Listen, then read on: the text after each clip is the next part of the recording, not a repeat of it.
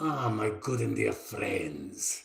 This is Londo Molare, and I'm watching the Bad News Bards. By the way, I hear the Psy Corps is looking for you.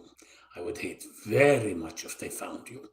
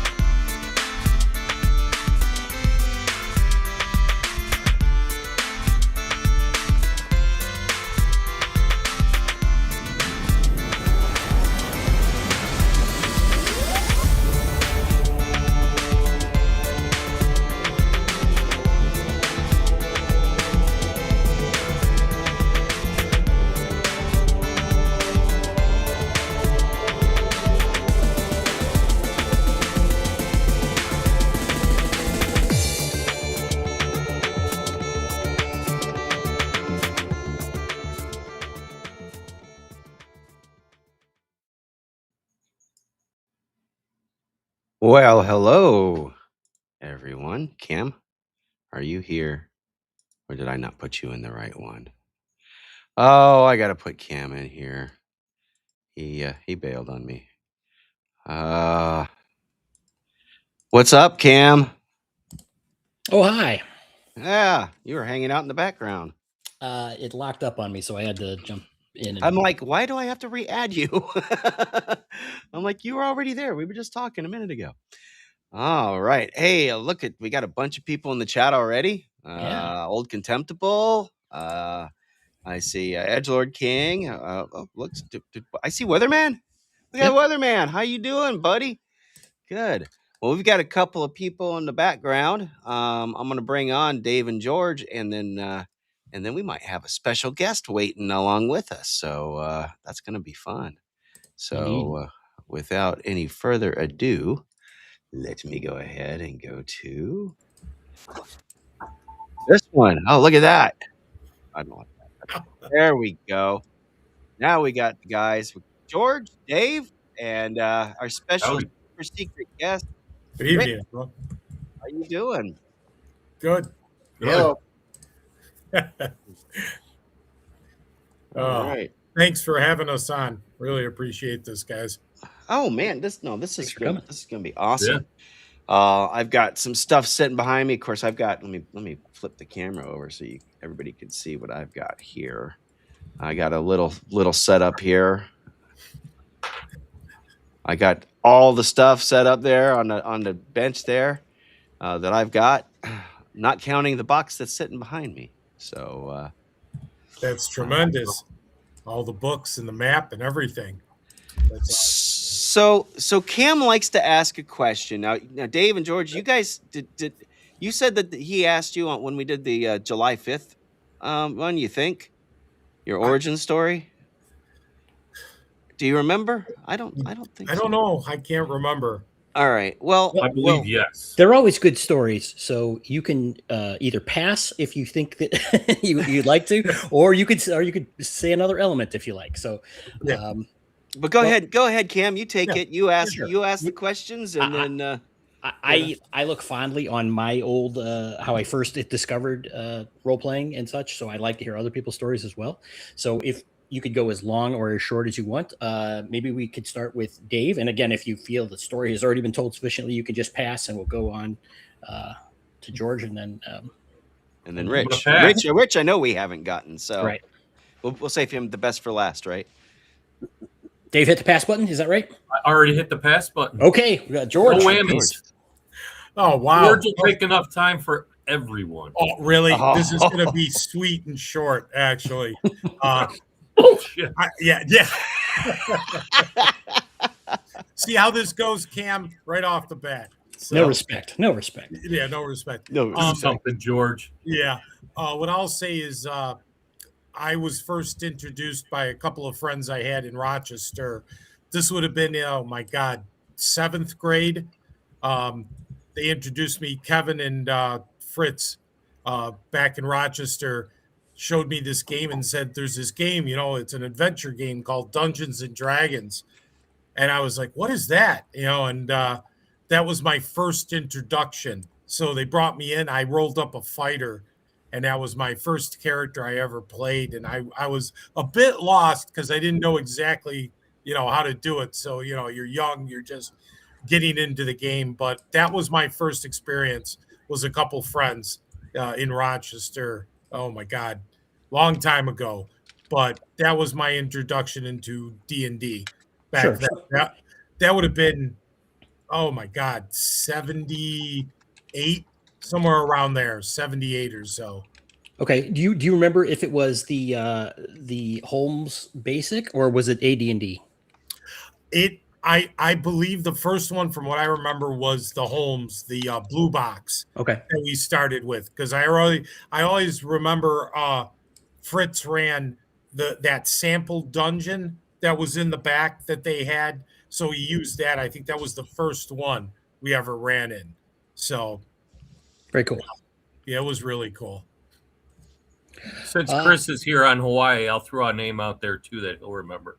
So Sean Vogel and our friend Wayne is the one that brought us into the gaming. Oh, that's cool. That's and cool. It was the blue box that he's talking about, George, the Holmes, and the pink one too. I think was another one. Mm-hmm. Yeah, that's where I started with the 81 Moldvay. Yeah. All right. Well, why don't we go over to Rich then? Regale us with your introduction into role-playing. Well, back in my days, well, the first thing that got me into D&D is actually this board game right here, Hero Quest. Mm-hmm. I played that, and then a friend of mine said, "Hey, if you like this, you should play D&D." At that time, it's Satanic Panic. So I'm like, I don't know about that. And he said, just give it a shot. So went to my friend's house, went to his basement, played, hooked. And then ever since then, I've been constantly playing D&D and stuff. What year was that? About 95. Okay. Did you well, since you have Hero Quest back there, did you continue doing any board gaming or adventure gaming like that still, or I'd try them, and I'm like, Hero Quest is better, and then I'd stop playing them. Okay. Yeah, well, that's fair enough. But then again, when I started playing D&D, it's like, why am I playing this when we can just pull the books out and just have real fun? So I'm not really much of a board gamer, even though I got a lot of them here. Not much of a board game fan. I'm more of an RPG player. Sure. Yeah. I have to admit, I kind of bounce back and forth. Sometimes the simplicity of the board game, or maybe not simplicity necessarily, but just, the straightforward nature of it appeals to me, and I play that for a while. And then other times I get the itch for more just role playing, which in its own way sometimes seems easier than, so both are cool. It's interesting, Cam, just as a side note, before we got into D&D, we were doing a lot of the Avalon Hill games. Sure. The Tactics 2, even Magic Realm, just a lot of the different Wizard's Quest. You had all these different board games. So we kind of had a foundation, kind of like a lot of the industry back in the day, where they went from war games into the role play, right. once it got rolled out. Yeah, excellent. I myself was not. I had never played any war games prior to D&D, so that I kind of started there. But I know a lot of guys have, and of course, the role playing genre really has a lot of its roots in wargaming as well.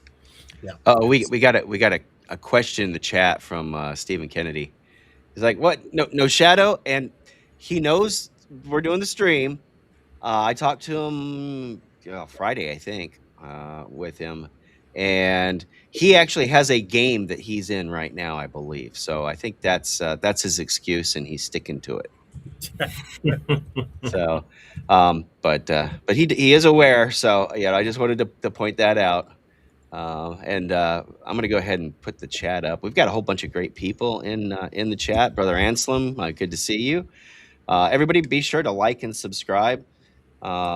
Doesn't cost you anything to subscribe, but we're working our way towards that the magic numbers up there. So we need every sub we can get.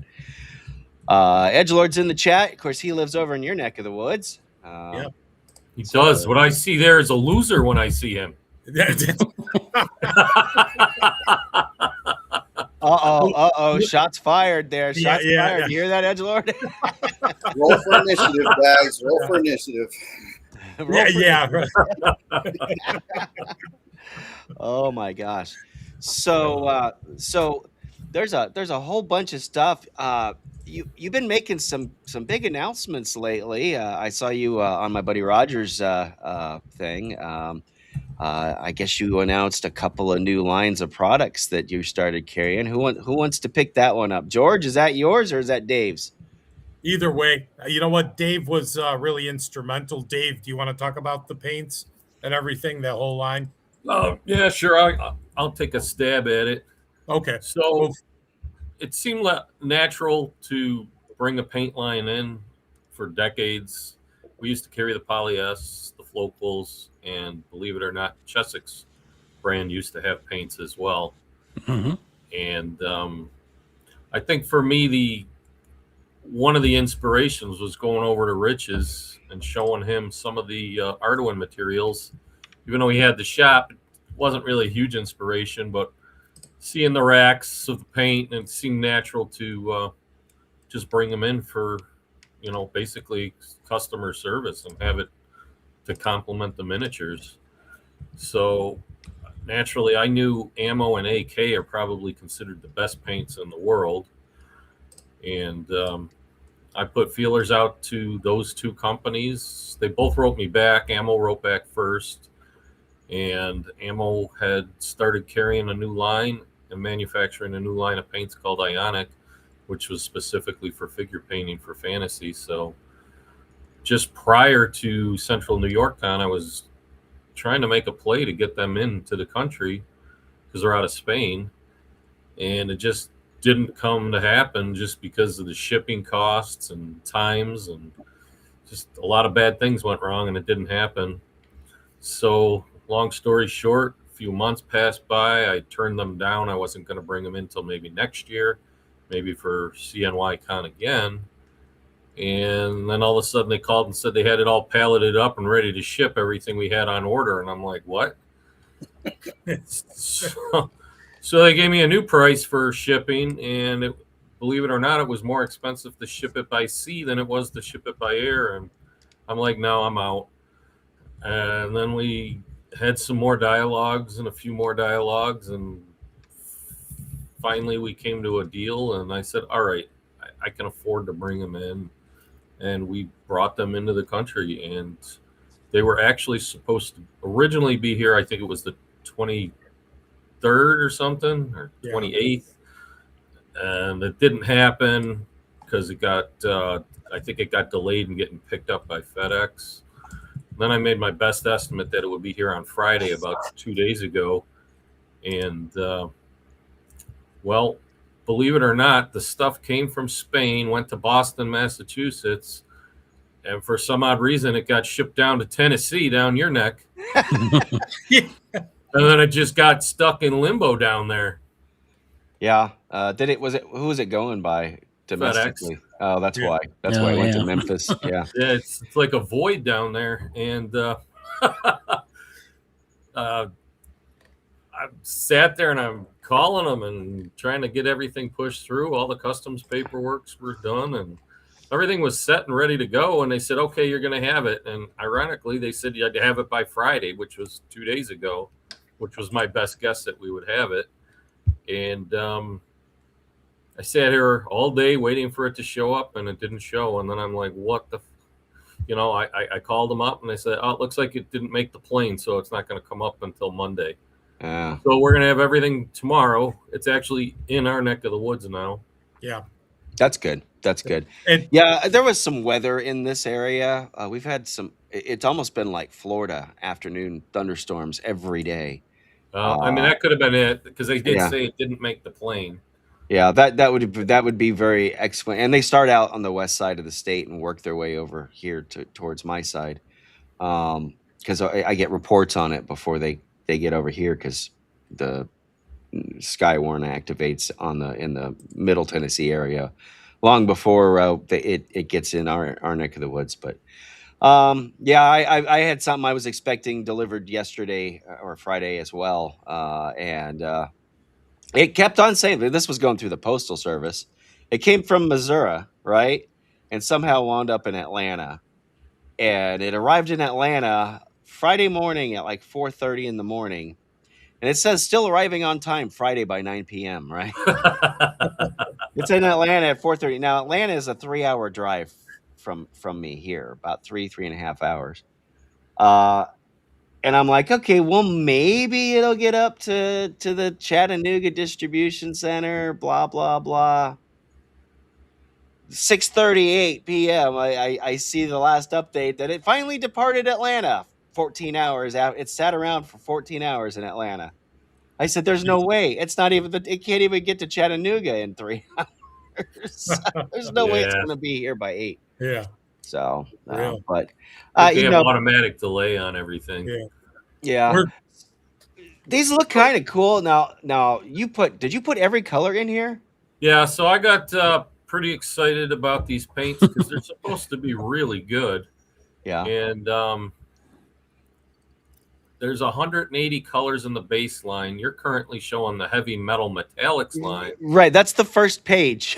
So And if there's you're looking for 60 other in there. stuff, yeah. there are more.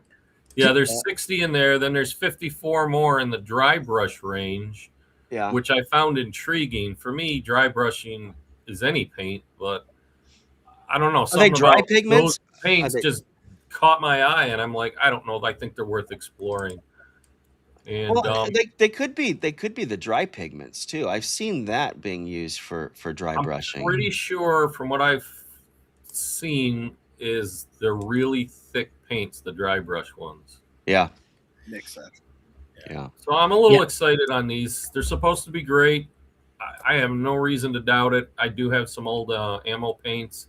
I have some old AK ones, and it's basically the same designer, the guy who runs ammo, which is where we got these paints from.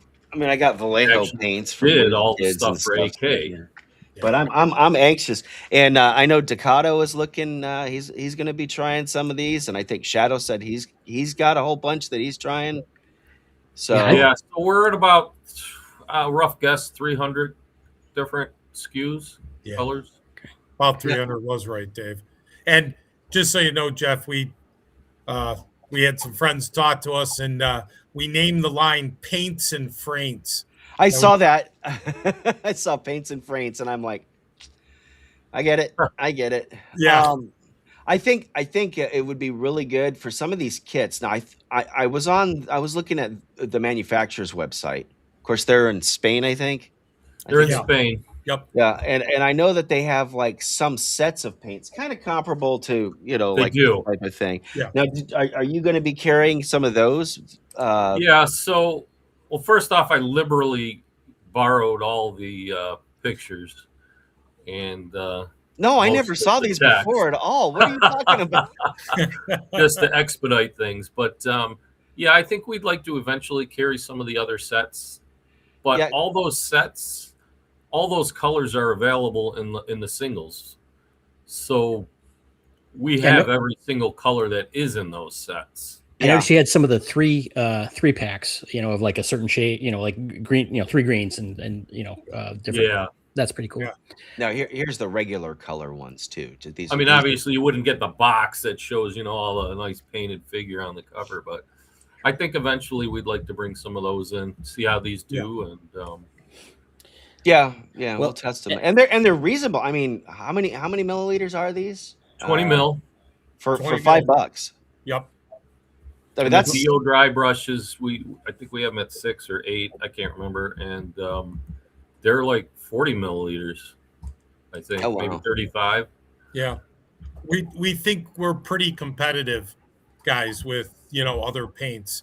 for what we're I doing. mean, you might be able to get them from other companies like hobby shops and things, but I don't think you're going to find them for $5. they're really not in the U.S. that much. They're not There's a prolific few here. here and there, a couple companies carrying them, but they're just starting to take off in the U.S. I guess. So we're in the upper couple of companies that are carrying them right now. So did you guys get the rack and all that, or what are you going to do? We to did, have them we on did. display? Yep. So you'll be carrying that. So now you got something else to throw into that bag on top of the. Yeah. Yeah. Yeah. Well, you know what the big holdup was on getting Rich knows these? what I'm talking about. We were ordering spray paints from the Yeah. Titan line, which was out of Italy, and they were going to carry them and ship them to us. And apparently, that rack is super big, super heavy. Oh, I don't even know what the shipping would have cost on that. Eventually, we just said, "All right, forget those, and we'll go with these." Yeah. Exclusively. I was getting on Roger's case, Jeff, saying, "Guess what? We're going to have to expand the booth. We need more space for all our paints." For paints and the paraphernalia for that. Yeah. Yeah. Well, and you guys also anything in particular in the store right now you want me to show off here? Is there, since I've got that page up? I mean, you've got I'm like halfway through. I'm on 150 out of 333. Yeah, it literally jumped on our SKUs. How about just the front page? Okay, that Yeah. works. Yeah, you don't have to go through everything, Jeff. I mean, there's, like Dave said, there's brushes in there. Yeah. We have some primers in there too, right, Dave? They have the Yeah, we have primers. 6 different colored primers in there, so that's Yeah. kind of exciting. Because Yeah. usually in the fantasy gaming, you're black, white, or gray. Well, now we've added, green, red, and I think sand color. Yeah. I think So was the other one. gives you But, everything you need. How many different shades of white do you need? Well, when it comes to miniatures, you need a lot. Yeah. Yeah, you never know. It's just so much easier than mixing your own. It's, Yeah. And the way we priced it, Jeff, if you saw there for $5, we made it because our single miniatures are $5. So now So if you come in, you could 5 and spend 5, $20 and get a couple paints and a couple miniatures. So we just wanted to make it easy for people too and affordable, so that, and again, this is new to us and we're just trying to expand things that make sense. And having a paint line to go with our miniatures just seemed to fit. Yeah, and of course here we've got the pocket rules, which I think I've got a couple of them here. Right there. Right. Oh, my green screen loves the background. that's weird. It cuts right through it. Yeah, Oh, wow. look, it's transparent. Yep. Oh, there we go. That's really cool. So, it does that with anything close to green or. Oh, Oh, wow. wow. And that's yellow. So, but yeah. So back on the front page, let me back you up just a step while I'm actually talking. Wow. So what we got here is that's actually the cover for the new Arduin Bloody Arduin. It's been done for quite some time now. Oh, it just takes me to the page. And that one's just, that's not a link. And we actually have those in boxes right now. Do you? Yeah, all the boxes were made simultaneously when we did the Portal to Adventure box set. Yeah. And Roland Brown is the artist, and he did several of the Arduin Grimoire covers. Notably for me, it was Arduin Grimoire 4. And then he did Arduin Grimoire Volume 6 as well as the interior art. Yeah. And he was great. He was willing to work with us and knew our situation, knew Arduin, knew the product line. And we got a great relationship with Roland. Yep. And what we did was, this is kind of our new front page for now. And I decided to put that cover there and get rid of what we were using before. And then below that, I added just the paint icon to show that our new paints are there. And then the Arduin Harbinger Edition, just so you can get right to it if you click on the picture, and the same with the cards. And then we're able to get the posts and the news off to the right. Yeah, if I click on them, it opens a new page, and the way that Restream is it's not sharing the screen; it's sharing the actual tab. So the fact that it opens a new tab means that. I tend to click them on for open new pages usually, just because. Yeah. I love 100 pages open. Yeah, I'm the same. I'm the same way. Yeah. Because I don't ever want to lose the page I'm on. Yeah. Just so you know, Jeff and everybody, we rehauled a lot of the web page. So Dave's been just redoing everything with all the new additions, and we wanted to make it quicker, easier to navigate. So it's complete rehaul is brand new. And like Dave said, you're looking at the cover of the player's grimoire for the new ABA. And there's more artwork, but Roland Brown did a great one. We wanted to show, the Deodant, the Fraint, you have the human barbarian, and then of course Sarig's, desert Sarig's. So we just wanted to have that nice evoke, that kind of Hyborian type almost, a feel to it. So it just kind of was a real cool picture, and we're like, yeah, we're gonna go with that. And we're gonna have a ton of artwork. The amount of artwork we have is insane. It It's just almost a Frazetta, like pinch of Frazetta style in there too. Yeah. Yeah. All right. I changed it over so now I can actually click in it all. So I actually have, I think I have all of these here on the right. I don't know if you could see my cursor or not. Sitting on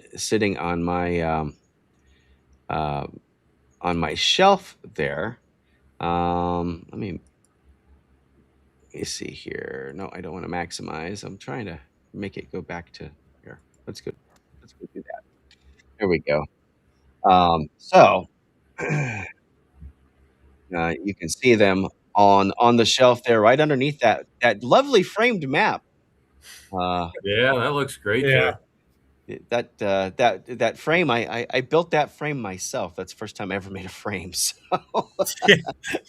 I spent more on the frame and the tools to make it, and the stain and the whatever, the sealant and all that stuff. And of course, I had to have something to put it together with, so I needed an air pinner, and it was basically a nail gun, but it does like the long metal pins. And I spent more on that than the maps cost me. So, Unbelievable. but it turned out pretty good for a first time gig there. But I've got all of these here, the Vault of the Weaver. And is that's still regularly in production, or is that going away? It's planned to go away soon. Okay, because I seem to recall that. So if you want it, I recommend you get it now. Vault of the Weaver. It's got a lot of good stuff in it. Now, what about the big book there I got on the right? The white one? The white one, yeah. I call it my phone book of doom. I love that book. Yeah. We're going to continue to have that around for a while. That's not going to go away anytime soon, but down the road, there might be something that might be taken down, but right now we're trying to keep everything there. The vaults, we had announced it before that might be going away. We're not going to have it around too much longer. So we're again rehauling some of the product line, and again with the new Harbinger box set, that's kind of solidifying like the last version, the last way that the old product's going to be laid out. So that's going to stay, as is. That'll be how it will stay from now on. And so there's certain things are going to kind of get cycled out. And once we take it out of print, we take it out of print. And then, of course, that's all a lead up to ABA. So let me mention now. I threw the chat up here. We've got a couple of things that we're going to be giving away tonight, and we'll talk about them. But if you want to get entered for that, you got to do !wheel. So !wheel. I think the Nightbot's been popping that up in the chat here every now and again. But you got to, here Here it is. You got to put There. exclamation mark wheel, and that'll put you in. Right now, I've got 3 people in it, so you guys want to make sure that you get in on that because we're going to be giving away some stuff, and we've got a few things to give away. But let's not leave Rich out. Rich, you look like you're getting bored, so we want to bring you into the fold here, man. You actually got to run the first con game in what, over 20 years, I think is how it was described to me. Yep. Yes. So Yep. that was an awesome experience. Of course, my wife and I both got to play in that, as did some other folks. So you wanna tell us about that one? Well, the first thing I could say is the vault book you were just showing. The swamp that was made and the ziggurat was from the Hellbite swamp in that book. Oh, is it? Okay. So the George proposed the idea to me because they had that Conan thing going on at the con to come up with the ziggurat, and then we had the Eye set in there. And so basically, I took the idea of snakes, and me and George talked about it, and then that's how the dungeon and the map came about, and we built the adventure off of that. It was a lot of fun. Yeah, well, did any of us throw you off in that experience for you? No. No, you expected. I mean, I what was it? I loved the puzzles and stuff like that in there. Of course, we're at a con game, and we're under a time pressure just to try and get as far as we can, right? Oh yeah. And I kind of picked up on it, but I think we were the first team, the first group, right, that went through. Yes. And the second group actually solved that riddle. Mm-hmm. Okay. And it was interesting because I didn't think it was an extremely hard puzzle, but what it is when people do puzzles, they tend to overthink them, right? And then that's when they become hard. So I tried to make them simple, and then people overthink them, and then it becomes a glorious puzzle, even though they're simple. Yeah. Well, we really enjoyed it, and of course, we learned a couple things. You were using what were you using for the tabletop? I was using a program called Dungeon Draft. Okay. So I went to a Patreon called Forgotten Adventures, and they had a whole bunch of assets for the program itself. So I bought the programs, and that's where I make my maps off of. And the program is really user friendly, and that's my favorite part of it. And it's layered, so I can have you go up and down stairs and into different rooms really easy, just a couple clicks of the mouse. Right. So it makes maps and dungeoning real easy with players using miniatures. It's real simple. And so, and with the lighting effects, it just makes it immersive too. So right. Yeah, I think the only problem we had was the glare from the overhead lights. Those and it's an interesting room, right? So those lights look like sky. Yeah, they look like a blue sky with clouds, but they're really, really bright, and so you see reflecting everything, and like so and we're the sad thing is, after the third game, we figured out a way to change the lights. So the third game, the map was brilliant and phenomenal. Oh man, the con's almost over, and we finally figure out how to get it light right. Yeah, it was fun, and I've been gaming since '85, right? I think we were talking before the show. I started doing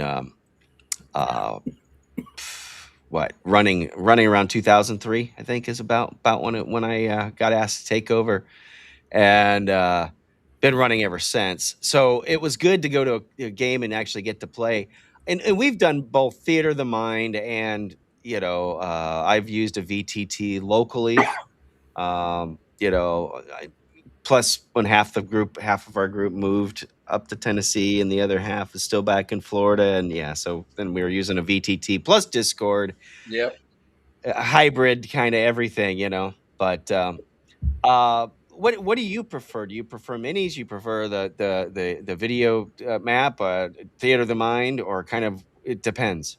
It depends. I love theater of the mind, but what I love about having the TV table, because what I'll do is I'll throw pictures of NPCs on the table. Yep. So I'll just scoop them and throw them on. So it helps them visualize who they're talking to, and sometimes I'll have a TV right next to me with the NPCs, so they actually are talking to them, and it makes it real immersive for them. So then they get really engaged with the NPCs, because I prefer RPing over dungeoning, to be quite honest. I can role play for hours and not touch a die, and I'm happy. Right. But other people like the dungeon, they like to fight, so I have the maps for that, and it helps them know what's going on. Because there's been times with Theater of the Mind, you didn't say that. Well, yeah, I did. No, you didn't. And so it stops arguments too when everyone can see what's going on. Yeah. Well, you did a great job. My wife had a blast. I think that was one of her favorites. Of course, the cards kind of helped. She loved the quick start rules, and it made it really easy for her. I mean, she's been gaming with me, pretty much since we got together. She actually played before we met, so she was not like, it wasn't like I did not introduce her to D&D. She was introduced long before she met me and knew what it was, and she was like, "Oh, you and him, but we need to get together and start gaming." And I'm like, "What?" So we did that. And when we thought about things, Jeff, with Rich, when we started talking to him and said, let's put it together, Rich did a phenomenal job building everything and going through the concepts, and we went back and forth. We even did a little bit of play testing. We did a session here locally with everybody, and it was fun, and we even found some things, and it was really good because the cards do make it easy. And I was glad to hear, like with you and your wife, I'm so happy, that she, like she said, it was one of the best games at the convention that she was, in. So real happy. But Rich did a tremendous job. We were there at the booth and we were watching how people were interacting, with Rich, and the game went, and it seemed like it was really cool. And we wanted to make the experience not only with Rich's, excellent DMing skills and maps and everything, but then we had the painted miniatures that went along with that, to help to add to the experience. So our friend Chris painted most of those, if not all of them. Yeah, Chris, he's in the audience today. Yeah. Okay. Chris is from Hawaii, so that was an adventure in itself. We had to ship him everything. He had to turn them around within a couple months and then get them back to us on time. So everything was, right to the last minute. Even the cards that we produced for the convention, those came in the Friday. I think it was June 4th, right before the next week, which is just razor thin within a couple days. We weren't sure when they were going to come in. So it was really just, fly by the pants of our seat, So, but we got to put together, and Rich did a tremendous job. Oh, did I? So Rich, I haven't talked to you. I talk to Dave and George all the time, and I hadn't had a chance to talk to you since CNY. But let me tell you, when we left CNY, my wife was crying because she was like, "I don't want to go." She had so much fun, and she was upset about the fact that we actually had to leave. And I'm like, "Yeah, but we can come back next year." Are you going to be back next year? Are you going to be running? Yeah. That depends on those two. I'm David George. Is he going to be back next year? I'm their groupie. I follow them. Yeah. Of course, Jeff. We're going to have Rich back. Of course, we're going to do a follow-up, with the game and everything. We've even discussed, do we get some anti-glare plexiglass to help, with the TV? I think Dave actually is getting a couple other frames built, from my understanding, for a couple of the other TVs. So I don't know from your boy there, Todd. Yeah. Todd. Yeah, Todd's doing a couple more frames, Rich, for Dave's two TVs. So we I had may a couple expand. TVs kicking around, and it was like I said you should get like one of those tents, like like you would have seen back in the kind of the four pillar. Jeff, we've talked about that. Dave thinks I'm crazy, but we're thinking of getting a tent that covers. It says, you could get one with the Arduin logo on it too. Now, Yeah. what's interesting about that, when I had the store, we used to run games under tapestries because I was running a Dark Elf campaign. So I had a whole bunch of mushroom and Underdark tapestries. We stuck 2 black lights in there and glowed the place up. And then we would color our dice in with highlighters so they would glow when you roll them. It was really cool. It was pretty cool. So if you do that with tents, you could actually do something similar to that. It would be phenomenal. Yeah, and who is it? I think the Goodman Games actually has got a couple of glow in the dark. They're DCC sets, obviously, so they include like the oddball D30, D24, and D5. But I'm like, and I've seen some of the glow in dark ones, and they show night and day. Speaking of dice, you guys are carrying dice too now, right? Am I right? Yep. Yeah. So we specifically, again, you can credit Rich for that. Seeing all the weird dice at his place just kind of made us think maybe we should carry a few. And George has been wanting to get a set of ours with our logos for a long time anyway. And I decided to research it out and just roll the dice. And I found a place and decided to give them a go. And they worked out pretty good. We actually just got a restock on the glass dice. Those are amazing. A grouping of metal dice. Yeah. I wasn't going to get the metal, but somebody at CNYCon said the price was really great on those. So I was like, well, I'll just bring them in since we can get a good price on them. I don't mind the metal dice. I have a set myself of metal dice, and they come in this little rubber thing, and that's pretty cool. I like them. They're heavy. They're not too big, and they're not. I mean, I'm not gonna put them in a sock and knock somebody out like I can with that thing. That's that thing. I could kill somebody. I gotta be careful. Somebody said, yeah, it's a homemade shillelagh, or I think they pointed out some movie that somebody did that. Was it? Yeah. But at any rate, well, that's awesome. I want to remind people we're up to 6 people right now. ! Wheel to get on the list for the giveaway. And Rich, I definitely hope that you do run a game next year. Make sure to let me know so we can sign us up. Yeah, we're gonna definitely bring Rich back. Like I said, we're gonna follow up and run more games next year, and that should be really cool. And hopefully, we won't be so under the gun, with everything, especially like I said with the cards. That we had, and the cards, just so you know, that artwork, we had to redo all the artwork for the cards during the interim. It took us a 2-week turnaround, which was amazing because we went really heavy on the Conan theme, and it was a little bit too much like Conan, so we had to do a redo. But I don't know whatever you could be talking about. Yeah. I mean, I have no clue what you're talking about. So if you could ask Dave Hargrave a question, what would it be? Oh my God! Oh, see, I personally have to contemplate that. That's a tough question. Yeah, that's really tough. What we would ask. I wouldn't want to impromptu that one. Yeah, I mean, I would ask him the game. Good DM. Yeah. We'd have Dave Hargrave run some games, at the event. But I'd like to talk to him.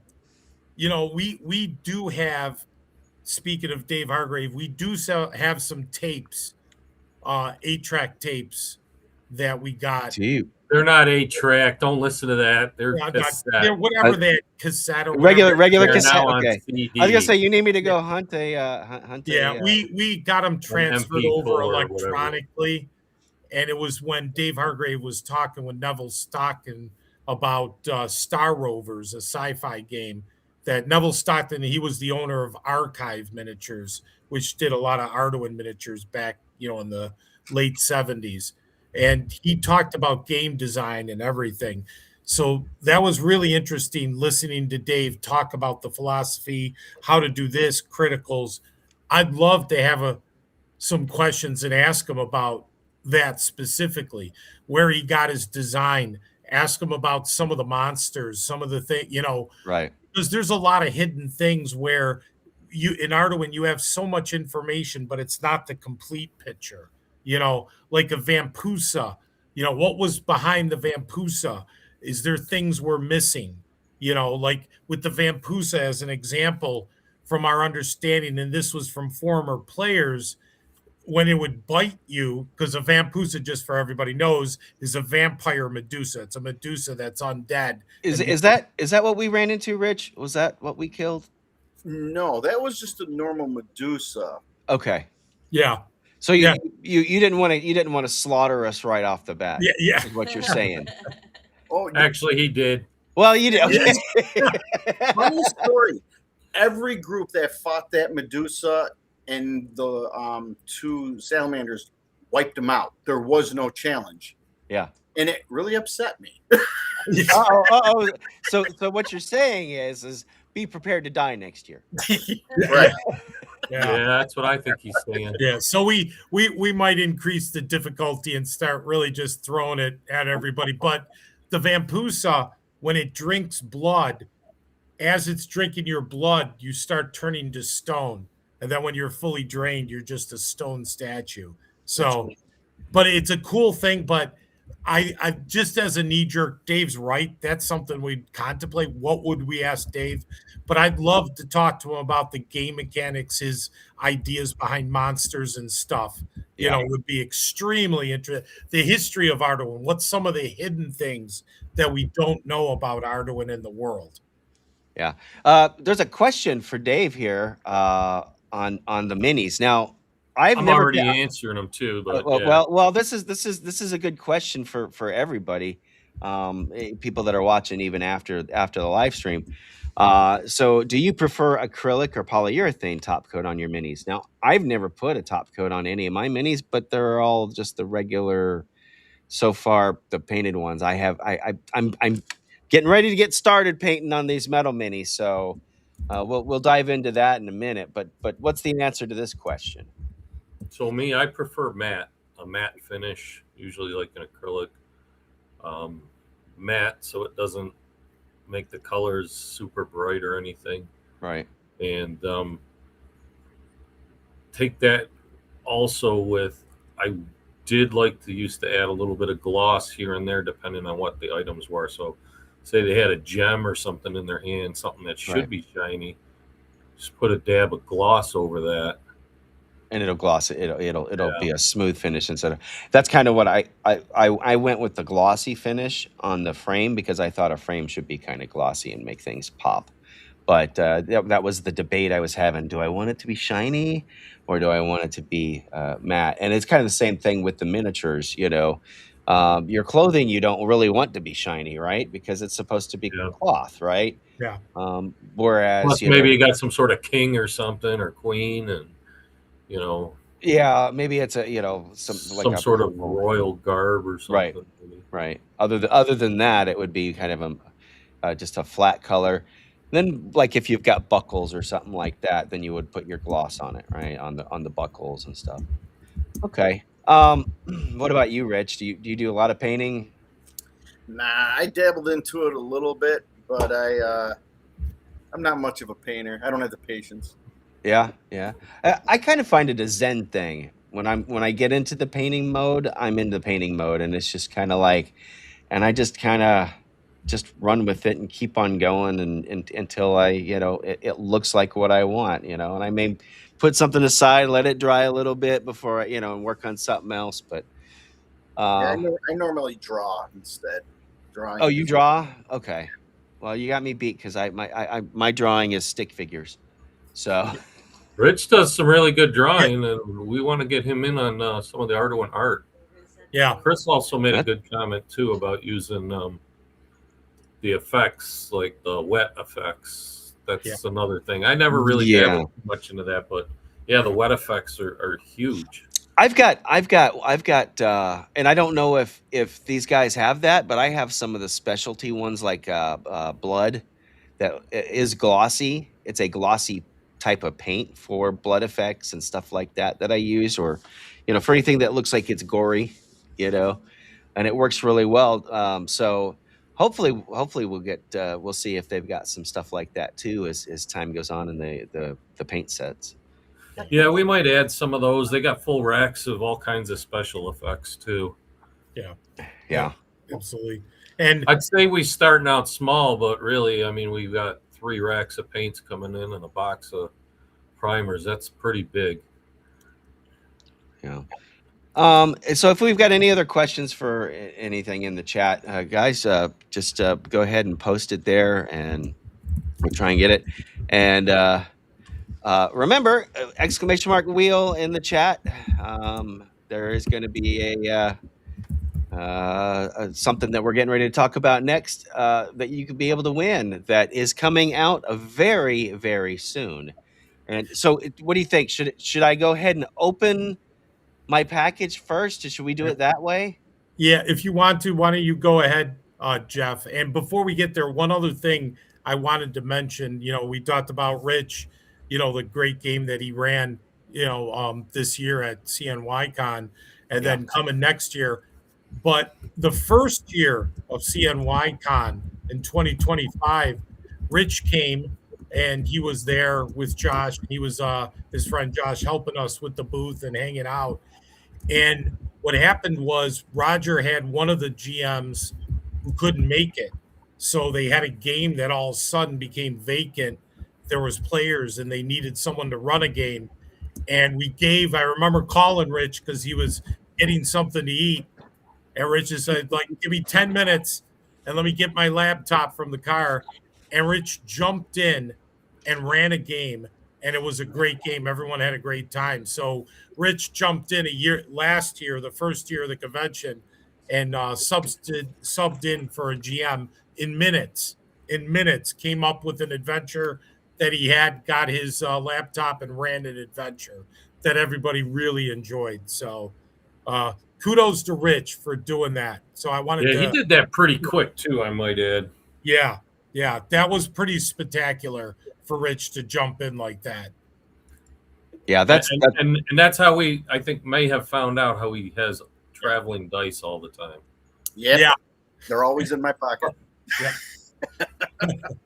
So, all right. Well, let me embiggen me. I don't want it to be all about me, but since I've got, look at that, and I made it all about Rich. Poor Rich. He's back in the front one. Let's go to this one. There we go.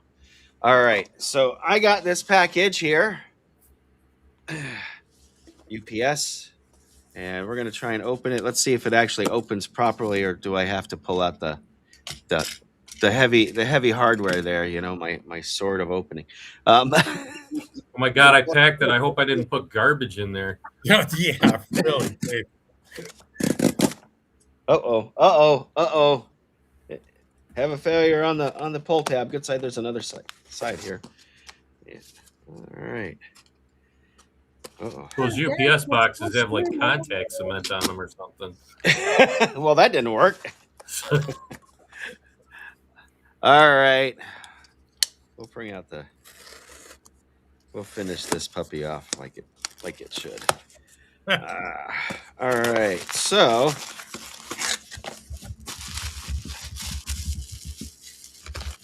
let's see here. First things first. Okay. Uh-oh. Got more stuff here.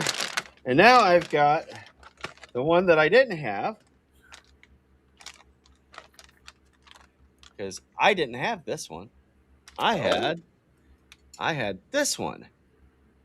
So, which is the Atlantean sword? Is that what they? Yeah. Yeah. And Yeah, the Atlantean sword. so this is the actual father sword. Yep. Yeah. I like the father sword the best. It's got the elk head and the antlers. Yeah. And the runes. Oh, okay. And we had talked about these too. These are the obsidian dice. Oh, Yes. those are incredible. Yes. Yeah, this is awesome. Let me see if I can. I'll blame Rich for us getting those because I was always an acrylic kind of guy, and then all of a sudden, oh my! All right. So this is how the other half of the world lives. These are wow. These are nice. These are really nice. Yeah, at the convention. Yeah, there you go, Rich. Yeah, the dice. People really like the dice, especially the gemstones. Dice are phenomenal. And the Look glass. how nice that looks. Feels great too, doesn't it? Yeah. Yeah. This is. It's. You want to feel it? Don't drop it. Oh God, it's heavy. Yeah. It's really heavy. Compared to a normal 26. That's Yeah. heavy. Wow. And they're nice and they're shiny and they're smooth. They're nice, man. These are awesome. They're really hard to describe unless you touch them. Yeah. Yeah. We never knew we'd like dice so much, Jeff. Once Rich got us the bug into it, and then we started ordering them. And at the convention, they went over really well. All the glass, all the gem dice. Yeah. We really loved it. Now I mean, we didn't have tons of them, but we got blown out on all the glass and most of the gem. Yeah.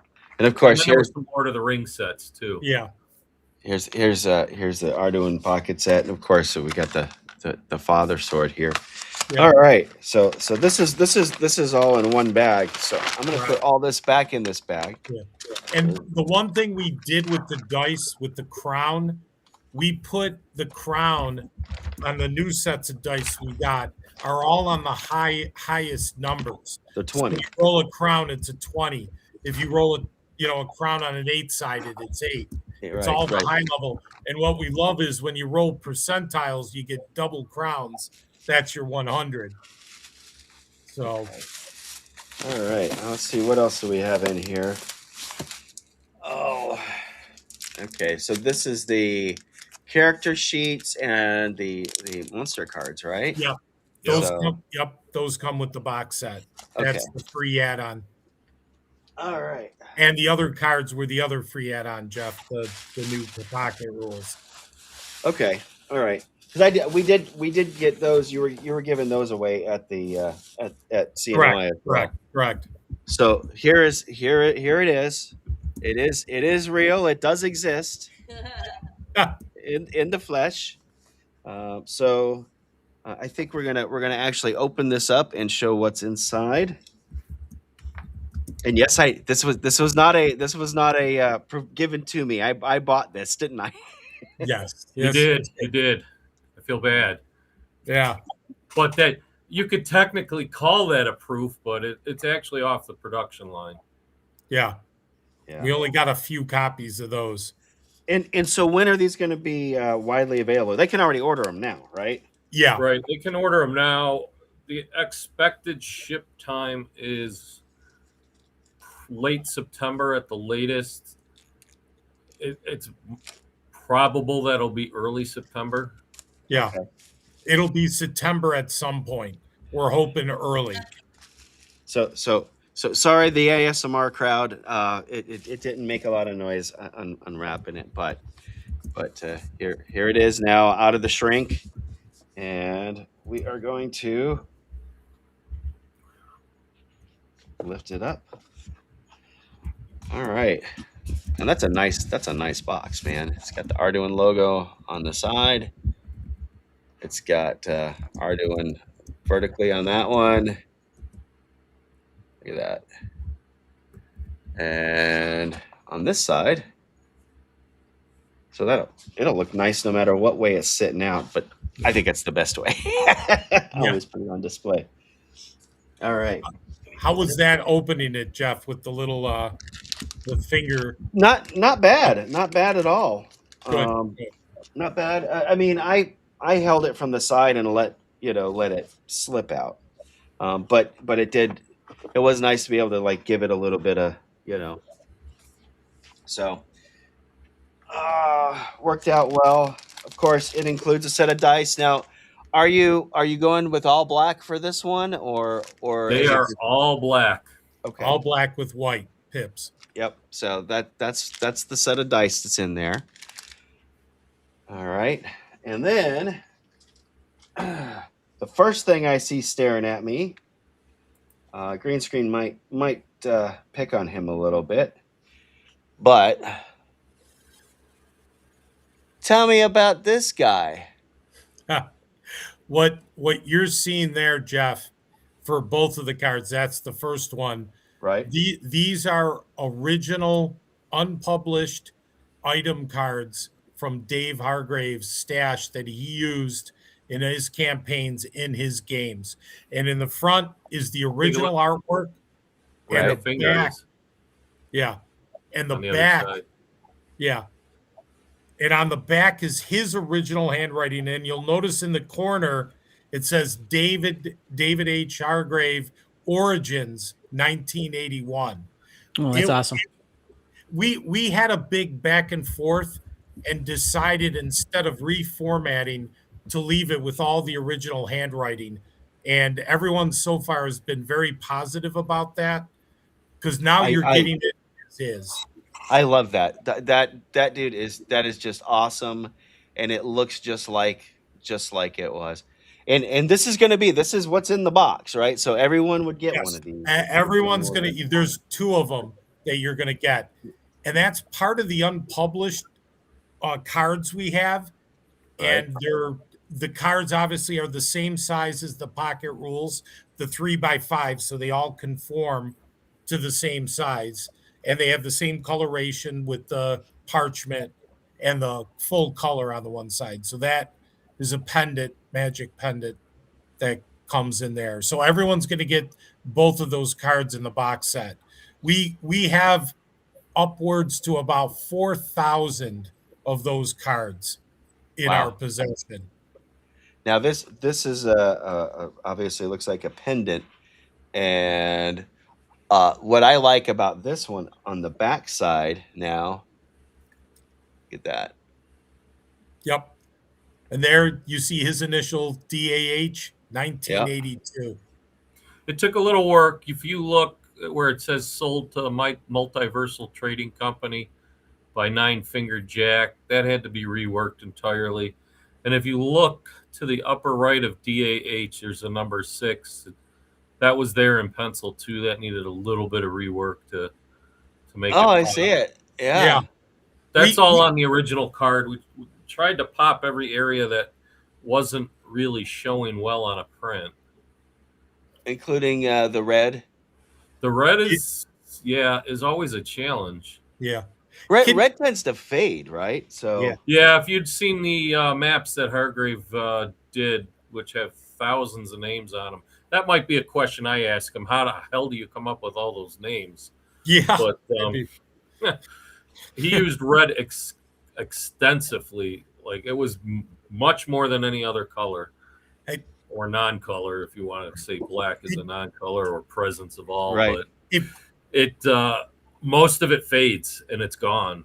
And they took me months and months to recover most of the names with magnifiers and just pictures and blowing them up with ultra high res scans and just looking at the letters and working them out and figuring out what they say. What I would like to do, Jeff, if you don't mind, is ask everybody in the chat, do they like the cards raw as original? Because we're planning to obviously see if we can come out with them, and we want to make sure. We were going to reformat them, but that would be nuts, and we felt you lose something, because do you like them like that with the I do. I think this is perfect in my opinion. I don't know what other people think, but Yeah, I think that's very cool. It's like at Gen Con several years ago they had a display of like a bunch of letters and things, between with Gary and other things, and so this is the same kind of thing. Seeing that Yep. is really awesome.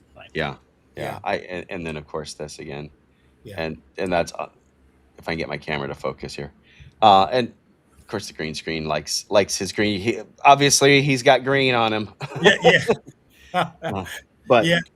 And it's interesting too, guys, Jeff and Cam, that we felt the same way when we were, we go through all this old material, and imagine it's like boxes. If Gary Gygax had boxes of material sitting in his basement that never had been published, and that's kind of where we're at with that material. And we're like, we'd like to bring it out, but we don't want to, warp it or change it. We want it as is out there. yeah. Now the next thing that's in here are, well, these look like these are character sheets. Is that what they are? Yeah. Yep. The Arduin character sheets, and these are not thin paper. They are like a cardstock almost. Yeah. And let's see here. And there's how many of these in here? 1, 2, 3. There's a few. Yeah, there should be 4 of those in there, Jeff. Yeah, there.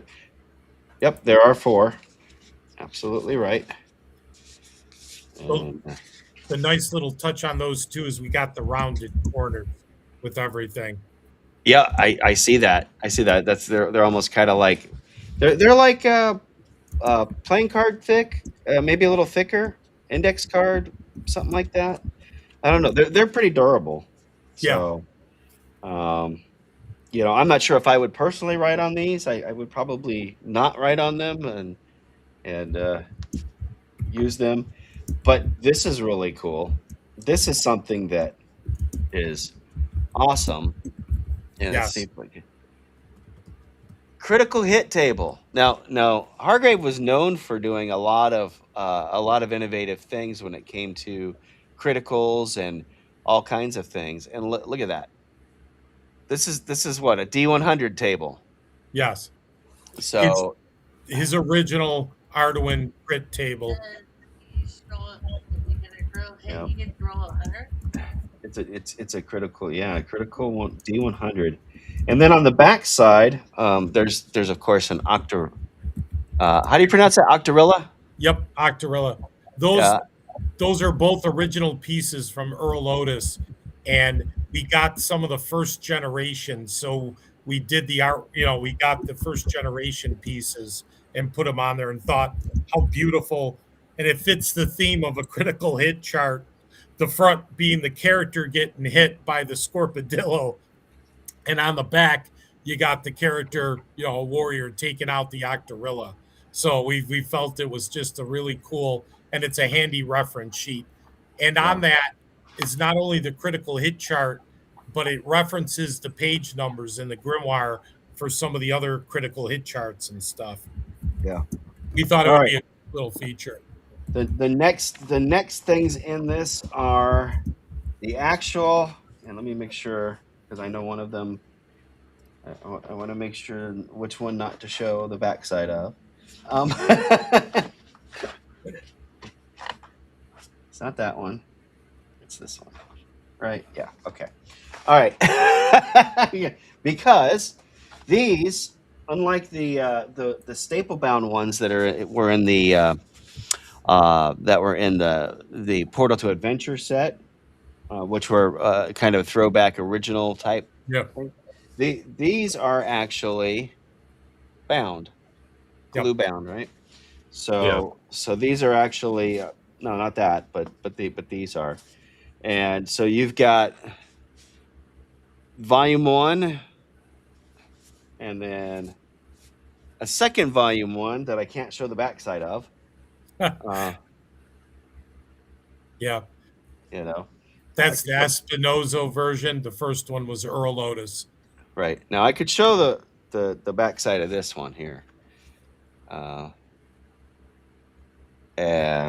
the problem is I have to censor. Well, is there a way I can do that? Let's put it that way. Here, maybe I can do that. How's that?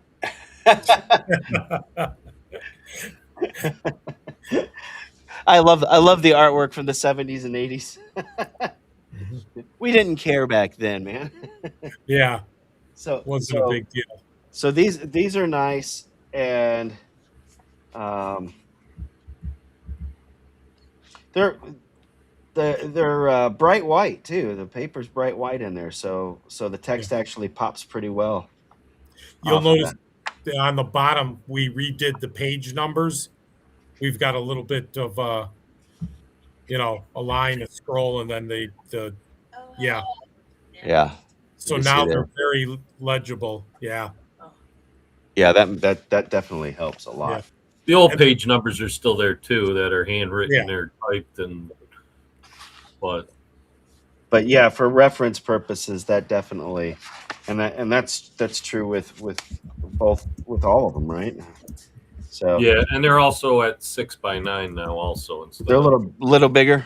Yeah, just a hair bigger. Yeah. They're the same size. They're a little bit bigger of a size. Yeah. And this is the second volume 2. So the first two are both volume 1 and basically contain the same thing. It's just the artwork that's different, right? Yes. Correct. Right. Okay. And then volume 2 and just a little minor dedication or whatnot. Right. Yeah. Okay. Yeah. And on the inside front cover. Yeah. Yeah. Yeah. And then the second one is Welcome to Skull Tower. And it's got a whole bunch of new monsters, a lot of new monsters in here, and miscellaneous items, different guilds and societies and whatnot. So that's Skull Tower. And is this Earl Otis? Who did the artwork on this one?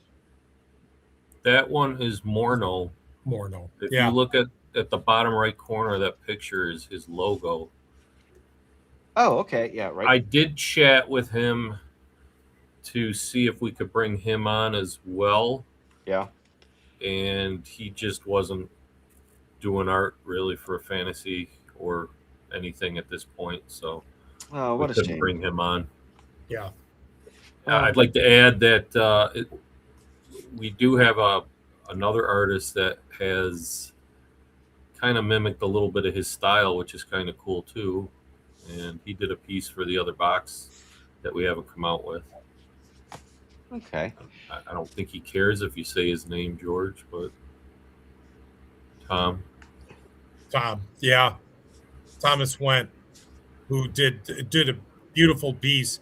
If when you get to the actually look at the back of the Harbinger box set, he did that piece, and his logo's kind of similar. It's kind of cool. Yeah. And there you have a picture that has Dave Hargrave to the right there, and then different characters in the game. I see a Frank. Yeah, and you see a girl on the one side, third one in.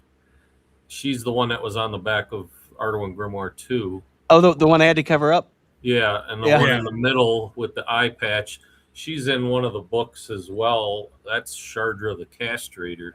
Yeah. Okay. Yeah, so the Earl Otis and Greg Espinoza cover editions. Yep. And then, okay. Let me see what's left. The Runes of Doom. That's volume 3.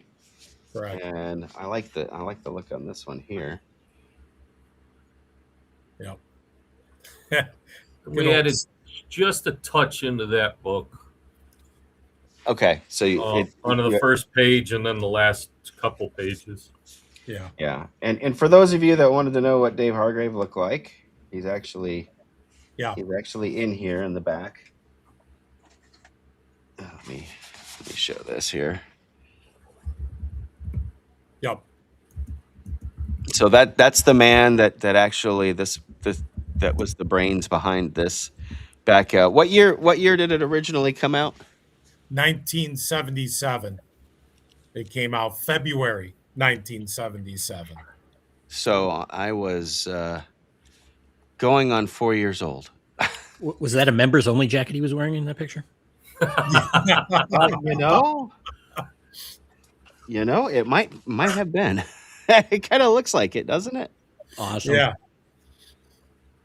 My God, did we have the year on that, Dave? Was that early 80s or was it? I don't remember, but I do have it in the documents. Yeah. I think now I think I've seen this photo. This is actually, there's a color version of this photo, right? There, Wasn't it taken yes. like on?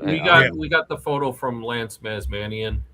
He Yeah. did some Hollywood stuff. So and, this probably would have been in the 80s because when did he pass away? 88, Okay. August 25th, 88. So he did live into the 80s. So that's great. Again, I just want to remind everybody, put / wheel if you'd like to win a copy of this set here. Yep. And did you get the front page of that too? this or the inside? The inside front. I did not. Kind of slipped that in there. Yeah, the Harbinger cover. Yep, that's the same cover as the thing. And there was one other thing in there, Jeff. I'm sorry. Sure. Where Dave Hargrave's picture, if you do the page before that, The map. yeah, Dave slipped in the original rendition of the Arduin map from Hargrave. So we put that in there. That was the basis of the Arduin map we did, the original, and then the new one in 2024. So, Okay. and those are additional things that don't exist in prior grimoires. So it's there is some new original content that previously Yes. had not been printed. So that's a nice little spider. Yeah, good old Craig Spider. So that picture is, trying to pull it up right now.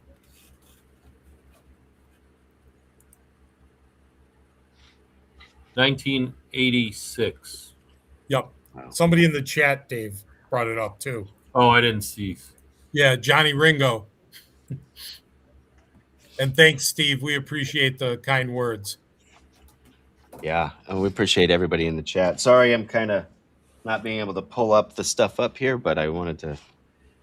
Now, the last thing, and this is the primer, right? Yeah, Or the primer. So, was this? I don't remember this being in the other set. No, it was not. Yeah, the cards, the critical hit chart, and this was not in the other set, Jeff. So that's why it's different. The Arduin primer, this is from 1984, and we decided to reprint it because it's very rare. And this was basically his primer for what we're calling Arduin 2, which was the complete Arduin, which was published in 1992. So this was the little primer that they did to give to people to show the new system for Arduin that was going to be coming out. And we thought it'd be really cool, especially for historical reasons, to come out with that. And there's a ton of little mechanics in there. So you got some stuff in there that can be used. And I remember that guy. Yeah.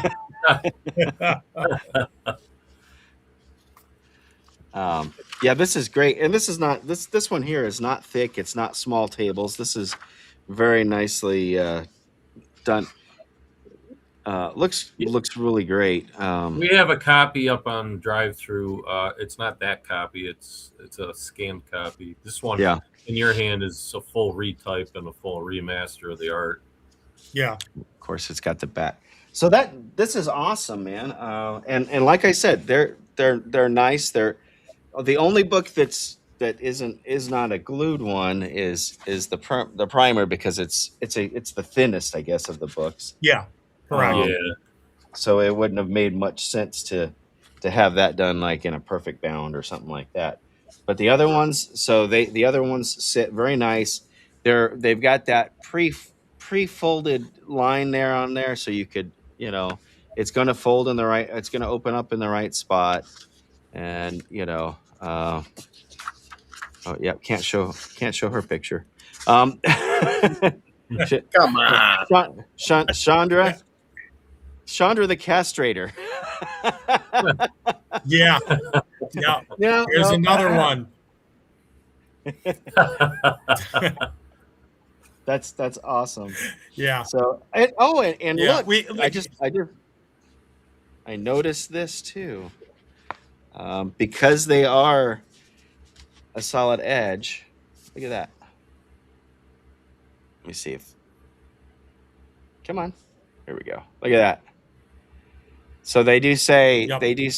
on the backside, on the spine of the books, The spine. is actually the title. Yeah. So look at that. Awesome. Great Yeah. job, guys. This is an awesome set. I'm happy to have it. Thank you. People can put in. People can order now, right? And they'll be Yep. shipping out September. Sometime in September. We did say Yes. end of September. There's probably a pretty damn good chance it'll be early September. Well, that's good. That's awesome. Cam, what do you think? You've been quiet, just Yeah. taking it all in. You love history, man. I do indeed. This looks like I've never played Arduin before, so this box set you've got looks pretty cool.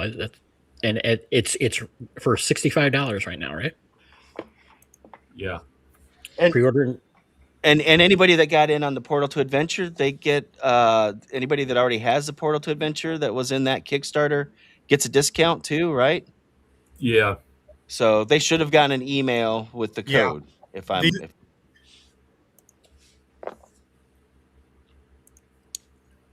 Apparently, George, we lost him. He's not responding. We Yeah. Did George freeze? Yeah, no, I'm here. Yeah, what I wanted to say was an email did go out, and the Kickstarter, anybody who was a physical backer, the Arduin's Portal to Adventure, you got even a bigger discounted price. I mean, the price on the box set right now is $65, but with the two extras, those cards you showed, the pocket rules, it's $130 of material you're getting for 65. So it's a deal. But for Right. the Kickstarter people, it's even dropping farther down. It's significantly, at a reduced cost. Right. Rich, what do you think, man? Do you enjoyed running stuff? Have you seen the new box set, or did you get the Portal or what? I have the Portal to Adventure. I didn't get the new box set. These guys graciously gave me a set of the Portal, and I love it. I have it sitting on my shelf over here.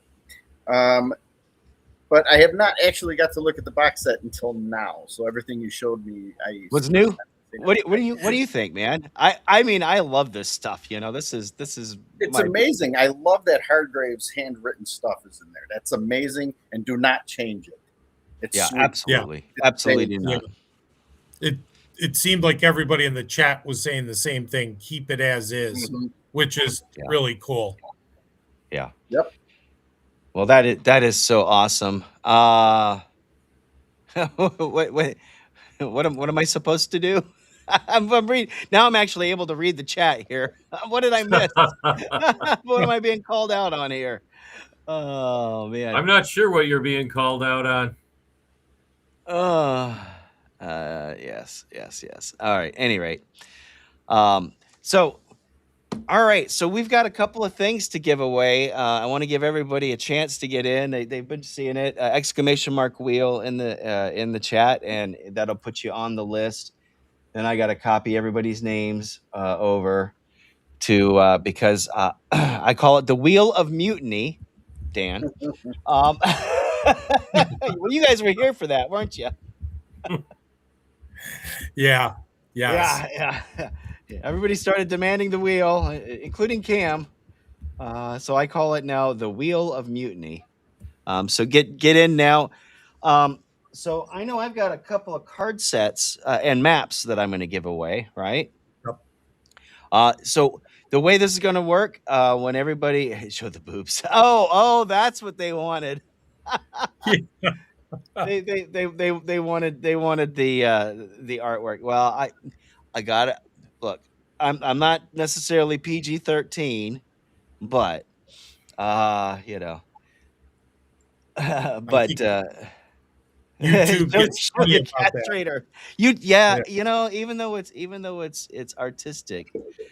Yeah, yes, I will shuffle the wheel.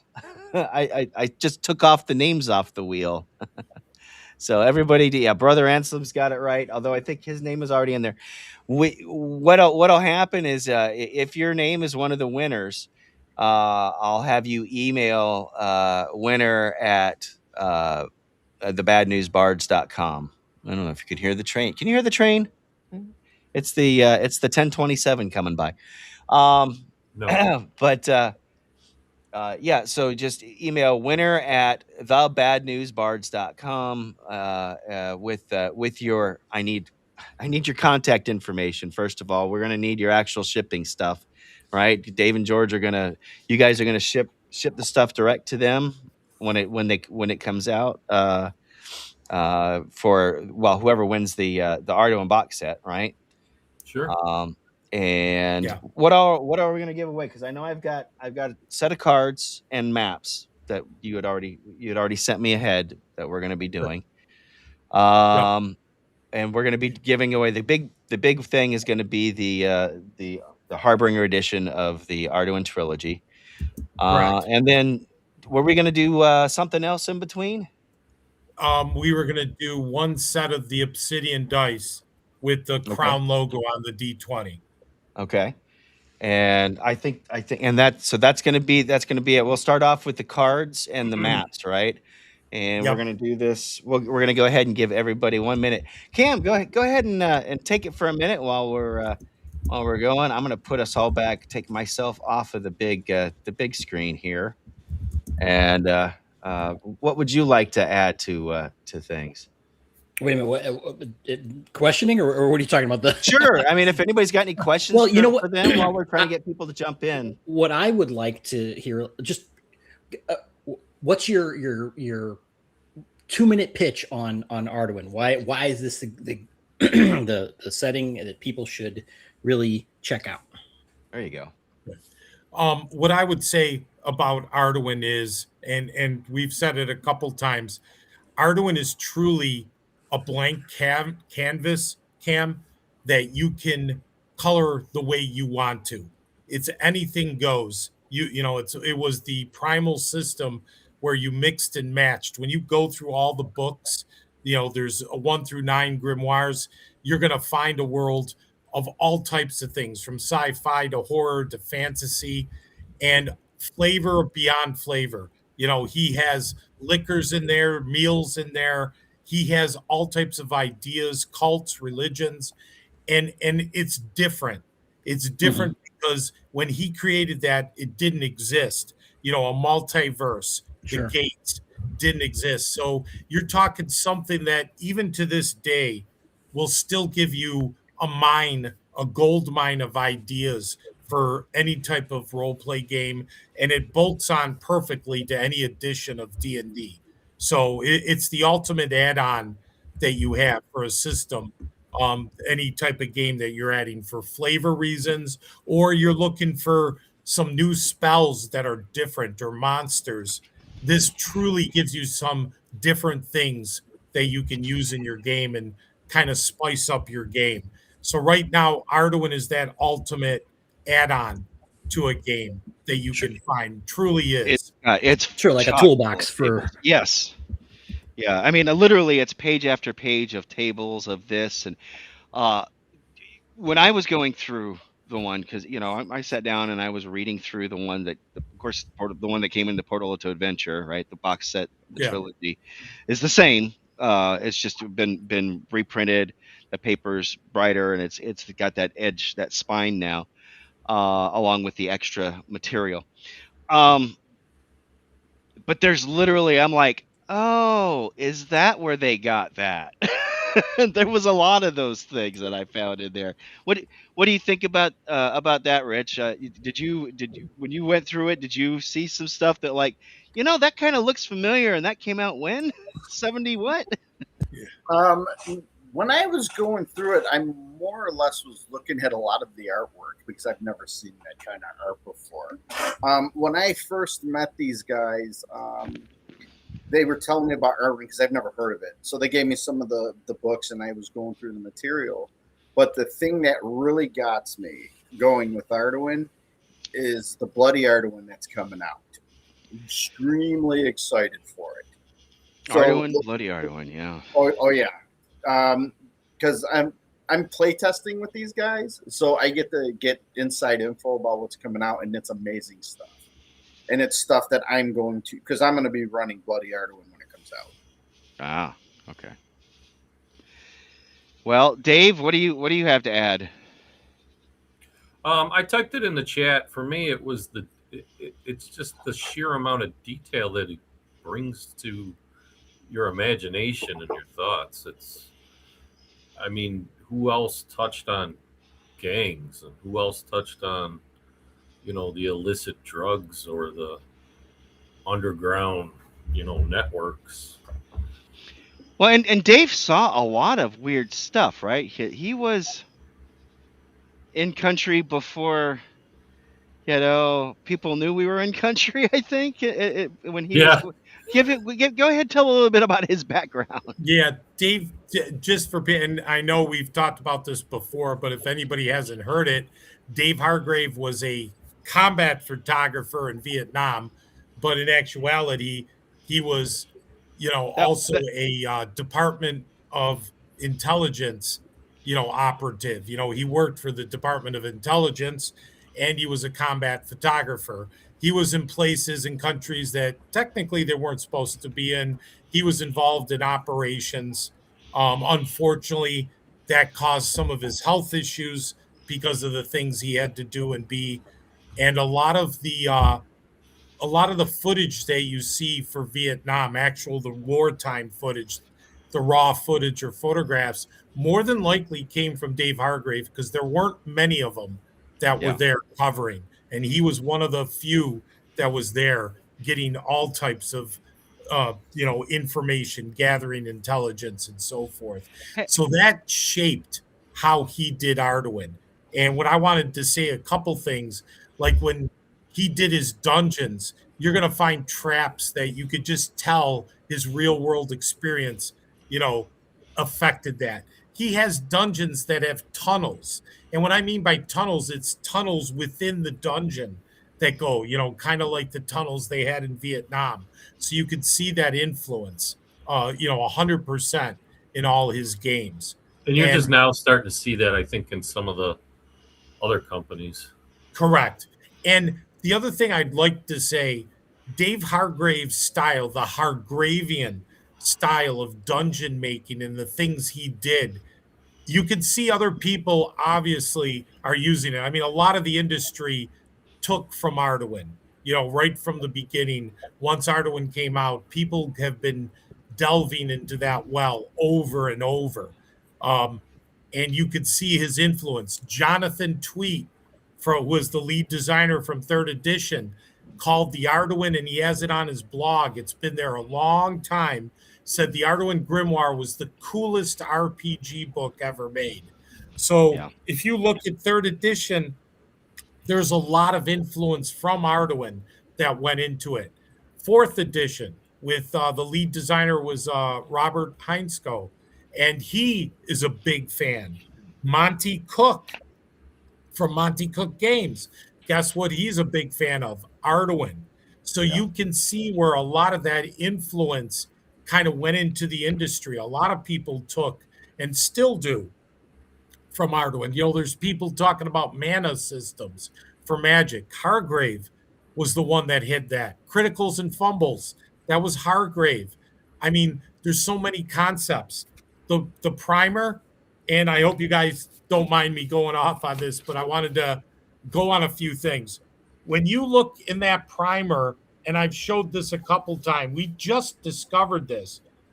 He was making this for the new Arduin, the complete Arduin, the game that they published in 92. If you look at that, look at the conversions of the old armor class to new. The new armor class was a higher number. So Hargrave was going down the path of ascending ACs, and that was done in 1984. And another concept that Dave did when they came out with their Arduin 2 in 92, he had a concept of not experience points, but expeditions. And expeditions were years in a profession and your experiences going on quote unquote expeditions, adventures. And what we realized looking at that, we're like, oh my God, he was hitting on the milestones. The milestone, which was a concept, again, I believe third edition or 3.5 talked about. So I wanted to show some of those as examples of things that are used. The multiverse with gates, that was something Hargrave was doing at the beginning. Playing any type of creature, that was Hargrave. We did it in our games, Dave and I, when we used to play D&D with Arduin. We used to do that where you could, play any race. Hell, Dave, when he ran a campaign, he had a fire giant one person ran and a centaur that another person ran. So again, there's a lot of influence. And even today, when you talk about Hargravian dungeon design, there are people out there right now who are using his concept where in his dungeons, there's a ton of secret doors. And when you see a secret door, it doesn't necessarily mean a secret door. It's a secret something. And that's what Dave Hargrave did. The rooms are very weird. They're very oddly shaped. He did that so you couldn't plan. You couldn't just, okay, I'm going to do a fireball. It's going to encompass this 20 by 20 room. No, it's such a weird shaped room and it's dark. You can't plan for that because you don't know how it's going to go. So the Hargravian style is out there. Heck, even in the books, he came up with a star rating system for ins, 1 to 5, just a basic quality rating. And he did that 50 years ago. And now you see people taking that and using it in their own material. So didn't mean to go off on a tangent, but I just wanted to talk about the influence Arduin had. I hope that makes sense, Cam, to give you a little background. That's very good. That's excellent. That's the kind of stuff that I find interesting is, who, these pioneers and what they did. And I know some of it, but obviously this is new to me. Yeah. And there's two more things I want to say. Sure. In 1974, you had TSR, which published, the original 0 edition, and they had Metamorphosis Alpha, Boot, they started coming out with other games during those years. They were the first publisher in the industry. Ken St. Andre with Tunnels and Trolls, I believe, was 75 or 76. And then guess who was third? Was Dave Hargrave in 1977. And so he was the third publisher from the best of all our knowledge out there, one of the primal people. And guess who came from his table? Greg Stafford played at Dave Hargrave's table, and that's when he created RuneQuest and Chaosium. Arduin was supposed to be the world for RuneQuest, but unfortunately it fell apart. Yeah, I read a little bit about that. You saw that? Yeah, exactly. But a lot of people don't know that, Cam, that Greg Stafford came from Dave Hargrave's table. Right. Yeah. So I didn't mean to interrupt you. I wanted to show. No, I'm sorry. I don't mean to. No. Is everybody? Can everybody see this here? In fact, let me embiggen that screen, so that everybody can see. This is the first, and we're going to give away 2 of these. So the first two prizes are going to be these. Let me make it bigger. See.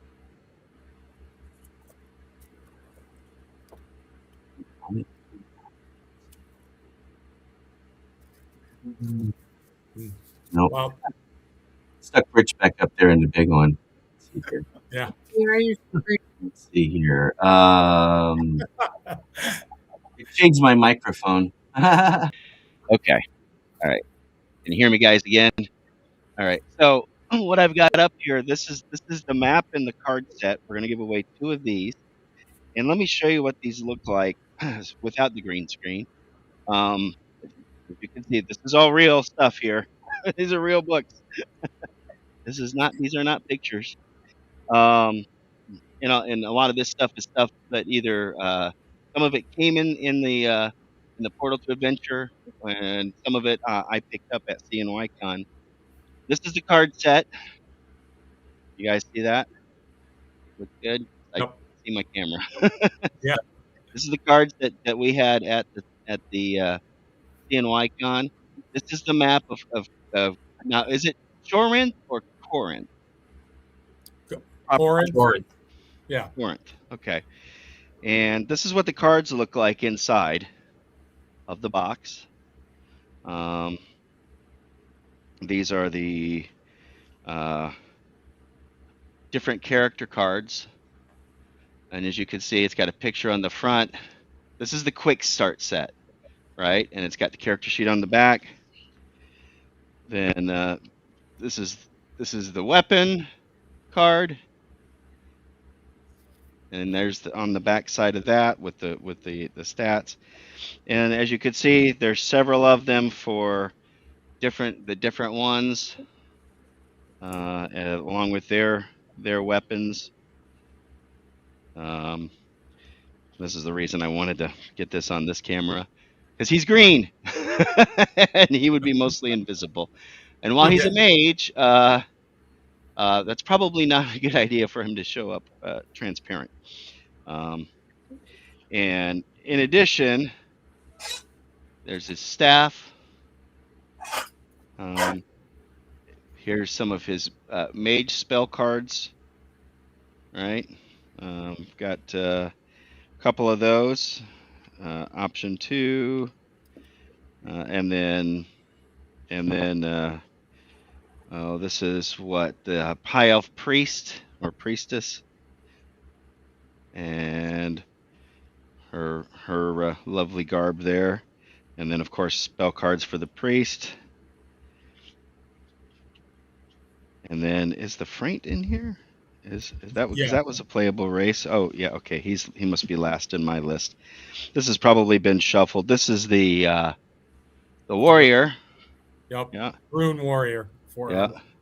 Yeah. Again, there's his character stats. Here's his weapon. What is this? Red Doom is the name of this weapon. Yeah. And these are all in there. There's the stats on the back. And this is another warrior here, right? Geodant. Yep. Yeah. And he's got his stats and his preferred weapon. And finally, last but not least, there's the Fraint warrior. So a little bit, the Fraint is kind of, would you call Arduin gonzo or not? Or is it kind of in between? What I would say, the gonzo term, Jeff, a lot of times, people use it and it kind of has a negative. And what we feel with Arduin, what gonzo in its sense, Arduin was able to handle all types of mixing of genres. You were able to have whatever you want if you wished it. And Dave was the type of person who didn't say no. He said, why not? You want to play a Vietnam soldier with an M16. Why not? We'll put it in the game. That's why he allowed it. So for me, Arduin was about being able to mix and match things, play whatever you want, and not break the game. Right. And I don't know if I'm missing a card or if they got it out of order, but these are the pocket rules. Here we go. 1, 2, 3, 4. Nope, I got them all here. There's 7 cards that are the pocket rules, right? So you've got the rules for the game, and then this was a special printing, and this is what and as long as until they run out, and then that's it, because these were at Central New York Con, Game Master Roger's neighborhood. My buddy Roger up in New York at CNYCon. And these are some of the special cards that had, make one saving throw. These were for the con, right? Yeah. So you don't Yeah. have to necessarily use these at your table. Yeah. But you can if you want to throw them in, right? Yeah. Yeah. Exactly. We did a pseudo large print run on those too, just so we would have them for the future. Yeah. Yeah. Okay. Yeah, and those special cards, Jeff, you could use in any game. I mean, they're so generic. Automatically make a save or negate a critical. Right. Very easy. So the first two things that we're going to give away are going to be these.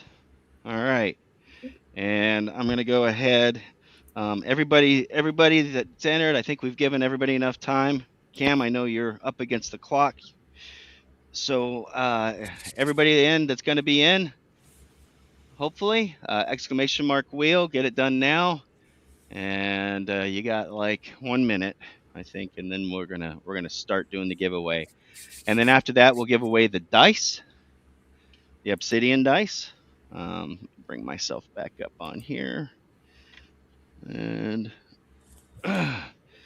You know what, Jeff? Let me jump in. I'll stick around until the very end, and hopefully I'll see the winners here. But I will say my goodbyes now, so I could pop out without disturbing the flow of things. Then I appreciate all of you guys for coming on and sharing about Arduin and what you got coming up. Cam, I know you have to go, Cam. Can I tell you one thing though? Sure. Earl Otis, he got his start with Arduin. That first volume is all Earl Otis artwork that he did when he was like 17 is when he did that in 1976. That's where Earl Otis got his start. And I want to read you one quote from Hargrave. It'll just take me 10 seconds. This is in the volume 1 that he published in 1977. And Dave Hargrave, quote, "The artwork contained within this book is the sole effort of a very young, talented young man named Earl Otis. 10 years hence, I'll be proud to say, quote, I knew him when, ... And that was from 1977, Cam. Fantastic. And of course, he's a legend in his own right. Yes. And he's doing some artwork for us. So Earl Otis is working with us. Fantastic. Yep. That is awesome news. Okay. Thank you, Cam. All right, guys. Thanks, we're gonna go ahead, and I need to share the wheel. So let me share that one. Wheel of Mutiny. That's the name I'm gonna stick with. Wheel of Mutiny. You like that? Good. Hey, Rich, right. maybe we get that in the game somehow. The Wheel of Mutiny. Yeah. Oh, we can put that in there. Yeah. You can thank Dan and Kim and all the other folks that that helped for that. All right, so I gotta check and see all the entries. Let me find where I put them, because I have a tab open with that. I got 4 screens and still not enough. So anybody else? Now's the last chance to get in. All right, and now I need to do.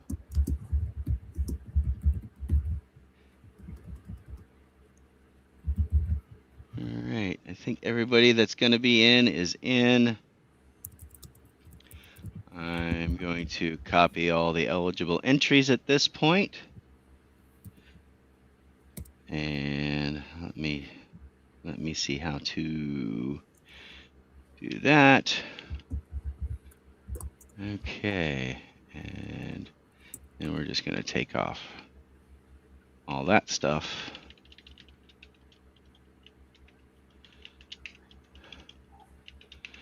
And everybody, make sure you like and subscribe, especially the subscribe. And if your name does come up, what we need to do is send an email to winner@thebadnewsbards.com. And Looks like Jeanette's trying to get in there. Should I let Jeanette win? You tell me. She's my guest studio audience. Well, Oh, she wants to win the dice. All right. And Greyhawk Dom. Hey buddy. Yeah, that's awesome. Good to see you in there. He apparently lives not too far from me, so that's kind of cool. So these are the names I'm going to put on there. Anybody else? Is everybody good with that? I think we've got everybody on there. We got a lot of names. Yeah, we got quite a few. So now I'm going to shuffle the names up, and just kind of randomly, because I Dan kept saying that in the chat. He was like, "Make sure to shuffle. Make sure to shuffle." Yeah. Tell me when. When? Okay. Where's Johnny Ringo? When? Yeah. All right. We win. So this one here is for the first card set, and so the first three prizes. The card sets we're gonna those will ship out. I've got those, the card set and the map. I've got those here to give away. And we're spinning and spinning and spinning, and Brother Anselm, you've got Nice. you're the first one that's won there. So I'm going to go ahead, take you off. Congratulations, brother. Congrats. Send an email to winner@thebadnewsbards.com. Let me know your username. Then I'll also need your real name, address, and all that stuff to ship it off. And I'm going to send you a sticker, one of the Bad News Bards stickers. Probably wind up sending you 3 because that's how I tend to roll. Okay. I'm going to go ahead and shuffle the names again. This is for the second map and card set. You guys tell me when. Say when. Somebody say it. When? Okay. All right. For the second card set.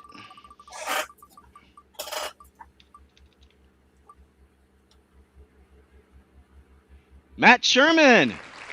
And I think he knows how to get a hold of me, but winner at thebadnewsbards.com. And we'll go ahead and get you on there.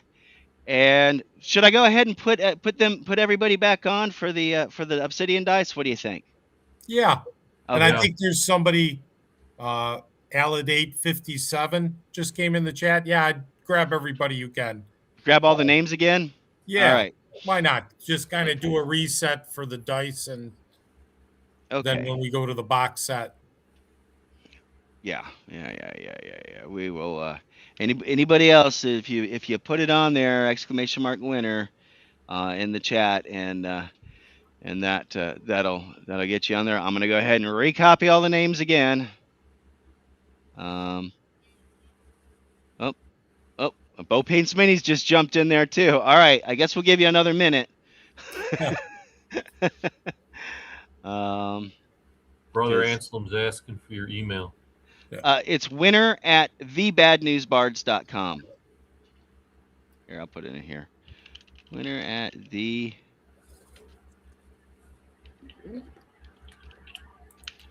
Like that. Email that. Send an email to that with all your contact info. Make sure you include your YouTube username that you won with. Say, hey, this is so and so in the YouTube chat, and here's my name, address, and contact info. Okay. All right. I think we got Aled. All right. See, they keep on jumping in here. Somebody else's stream must have just got over. Anybody else? Last chance. ! Winner. And I guess we'll do this again here. When after the Obsidian dice. So I've got a set of the Obsidian dice also sitting up there on the screen. I don't know if they're still showing it, but look, Rich, you got to do it in the real chat on the stream. I know. It doesn't work there. Yeah. Rich wants to jump in on the dice. They feel really nice. I'm gonna tell you, yeah, I got somebody in here, studio, my studio audience member here. And she wants in. That's fine too. Jeff. Okay. I Well, know everybody wants in on the dice. That's fine, as long as it's not Dave or myself or you, Jeff. I think that's yeah. I don't even have a set for I myself yet. yeah. should I allow Cam to get in here too? I could add Cam and Dan. I might as well. Let me. They should. Yeah, be for able the to- dice, I mean, I don't see a problem with Yeah. that. Like I said, just Dave and I are not gonna, go for it. Anybody else, even Rich, that's fine. Yeah. I don't mind. I know people love the dice, so Here, I'll even allow them. So everybody, not Restream bot. You don't need to get in there. So Cam, if you want to enter, you go ahead and enter. Never can have too many dice. Never too many dice. yeah. Oh, I like that obsidian math rocks. That's fine. As a visible stranger. No, get someone else. Okay. Yeah. Cam's like, nope. All My right. wife just jumped in. Oh, there you go. Oh, is that? There you go. Hey. All right. I got to make a copy here. We're up against a hard clock here. All right. So let me. They're all copied. Back to the list here. And I just gotta.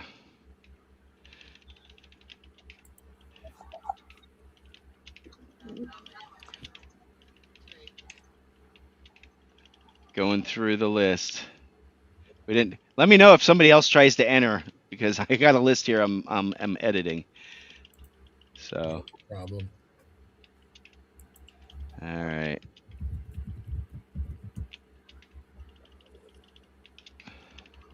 Bo Paints Minis and Somita. All right. Alameda my wife. Oh, is it? Yeah. Okay. Well, there we go. All right. So I'm gonna shuffle. You guys, Rich, why don't you tell me when? Go ahead. All right. And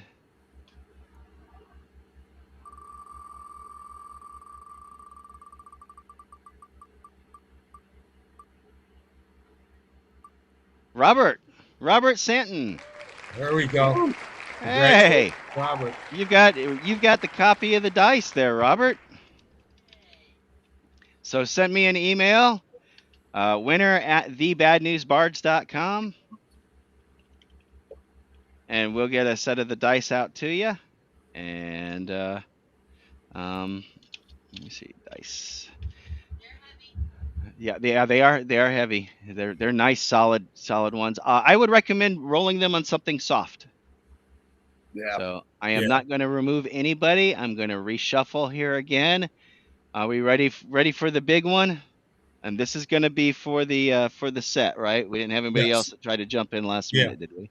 Yeah, and this is the box set, including the 2 add-ons. So it's the whole deal. Everything I showed, right? Yep. The 72 card set and the pocket rules come with it. Okay. All right. So you guys tell me when to stop shuffling. I'd say when.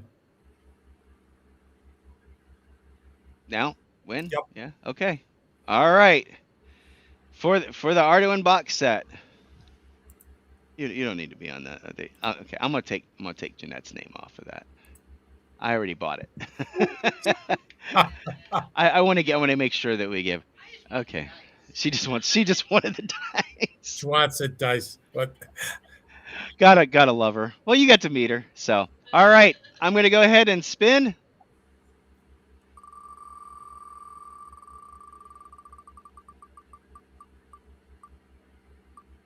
Uh-oh. Look at that.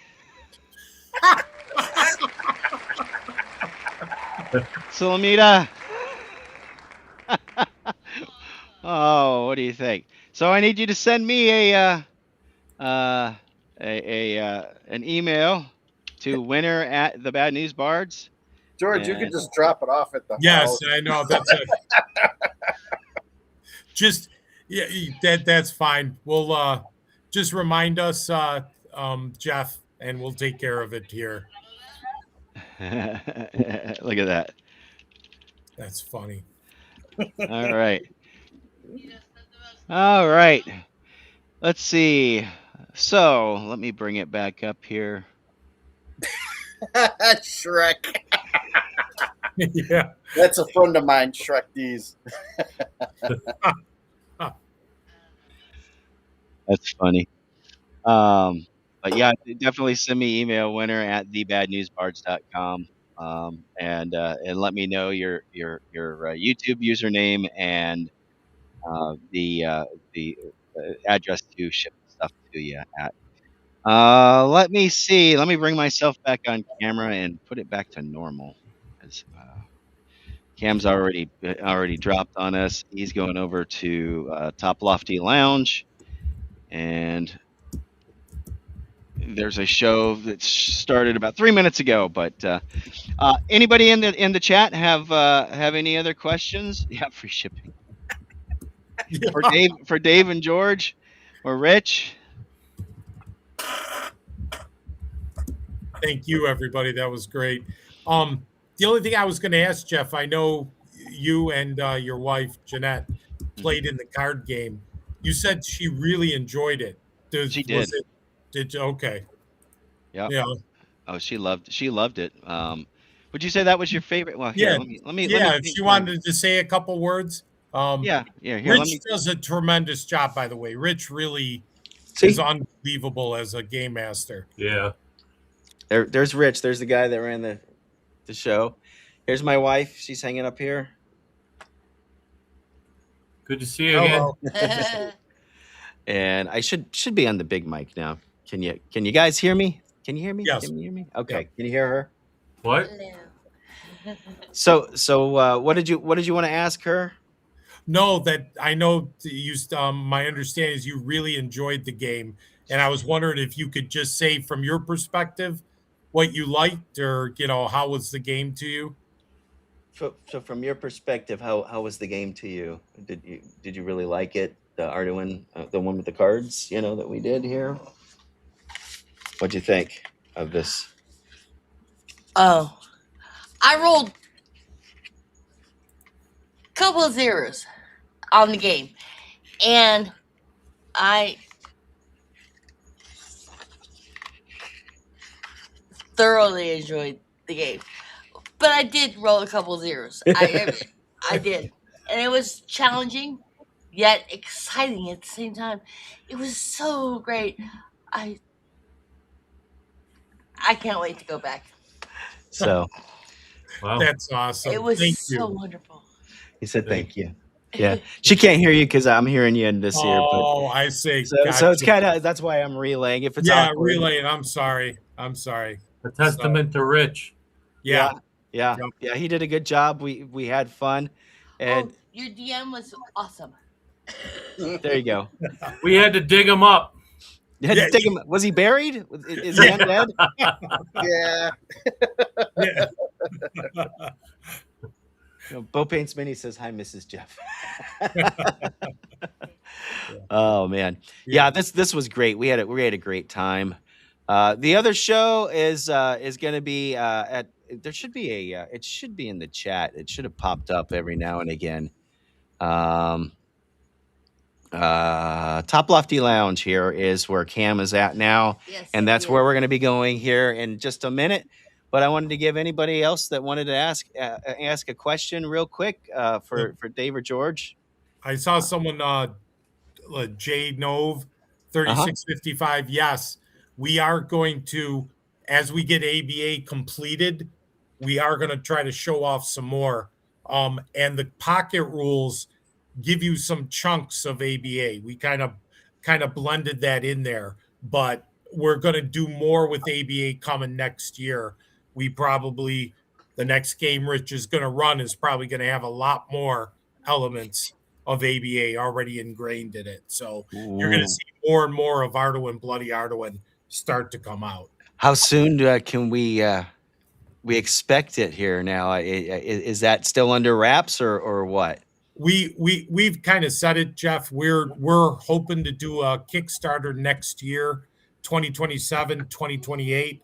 We're really shooting for 2027 because it's the 50th anniversary of Arduin next year. So Yeah.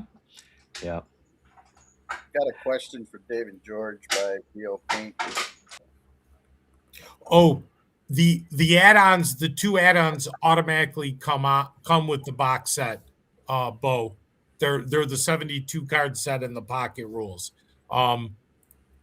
They are going to get them. It's on the website under the box set, but they both, what Jeff showed off earlier, they both come with the box set when you purchase it. Those are the free add-ons that come with it. All right. Well, that's awesome. Let's see. And Bo said he'll take 2 ABA things. That's Wow, awesome. thank you. And when that Kickstarter happens, we're going to have you back on. Of course, we are sponsored by you guys, so that's why Yes. we've got the cards and stuff to give away. We do appreciate that, as I'm sure Roger and I think Shadow and Son as well. We all talk. We love you guys. We love having you guys on, and it's just it's a great time. So. Anything else, Rich, you'd like to say? Well, what's your next DMing thing? I DM all the time, but for them, we got to talk about some things. But I'm actually going to be having George over in a couple weeks to run some ABA for me and my friends. So I can't wait for that. That's awesome.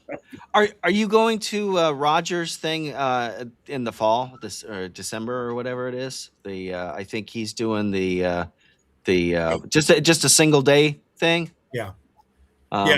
You 2 are going, right? You guys are going. Dave and I. I'm not sure. I'm hoping next month I can convince my doctor to remove all the metal out of my foot.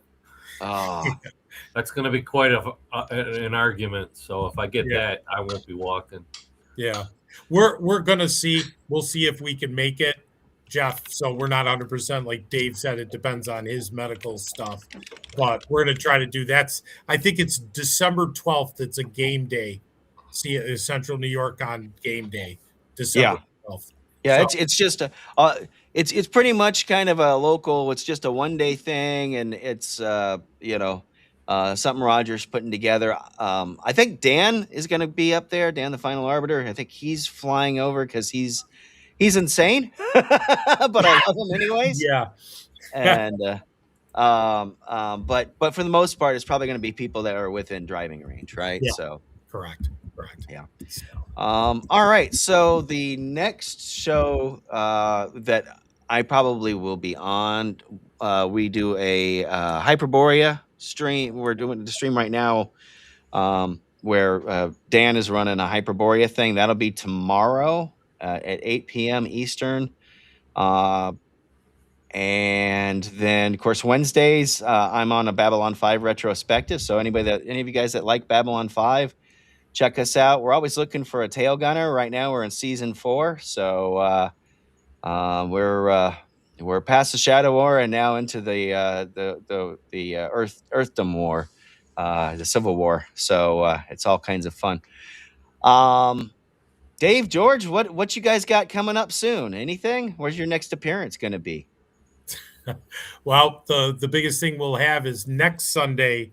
We're going to be on Unscripted and Unchained with Rich on Bloodworth's yep, channel, Bloodworth. 7:00 next Sunday. So that's going to be our new thing, and we might have a couple other things brewing from later in the month too. So we're kind of looking at that. But right now, it's all about the sale of the box set and the new paints, and we should have hopefully some new miniatures coming soon too. that we might be releasing. Yeah, I can't wait to see that. And I think Dan is trying to do. He's trying to get into painting. He's breaking into painting with metal minis. Yep. I have yet to paint metal, so this will be my first experience. Better. Yeah, it's a cool experience. It really is. So yeah, Dan's been talking to Stan and us about it. So Stan is awesome. That's Staccato, and he's on with Roger all the time as well. Correct. So and his thing is Troll Den painting. yes, Troll Den painting. He is a talented. He makes the rest of us that just dabble with it look like we don't know what we're doing. But he's awesome. So, and I see Agile in the chat. Good to see you, buddy. And a whole bunch of other folks. So, yeah, AS and SH. Yeah, we're gonna play that, Steven. that's Hyperborea. Jeff Talanian did an awesome job. He and I rode in the back seat of a Cybertruck and almost got taken out at North Texas because the Cybertruck was possessed and tried to go the wrong way down it tried to go down the exit from the highway on an overpass. But other than that, Eric Tenkar was riding up in the shotgun spot in the front, so he's kind of like, I don't think we're supposed to go this way. That's funny. I gotta play it up. But at any rate, anything else anybody wants to say? No, just want to thank everybody.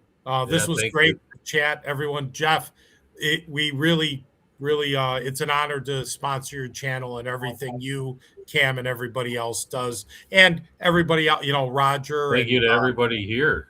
Yeah. Yep. And Rich, for everything Rich does, and everybody in the chat, the people who support us that are there. We truly do appreciate it. We really do. So we appreciate you guys. Oh man, it's great having you guys as I consider you friends. I think it's great to have you guys out there. Love those obsidian dice. I think those are going to be a hot seller, and I think people, when they get their hands on them, they will love them. So everybody goes to mcho.com, right? I thought I had the bot in there. There it is. I'm going to pop him up there real quick. We're sponsored by you guys, so I got to make sure I check that box on YouTube. But mcho.com, check out all the new stuff. You can get in on the pre-order for the Harbinger box set right now, and you can get yours pretty soon. And I think that's it, man. Rich, I look forward to seeing you at CNYCon. Can't wait. Jeanette and I will be back with bells on. Yeah. Nice. So, Dave, George, stay in touch, and Rich, you too as well.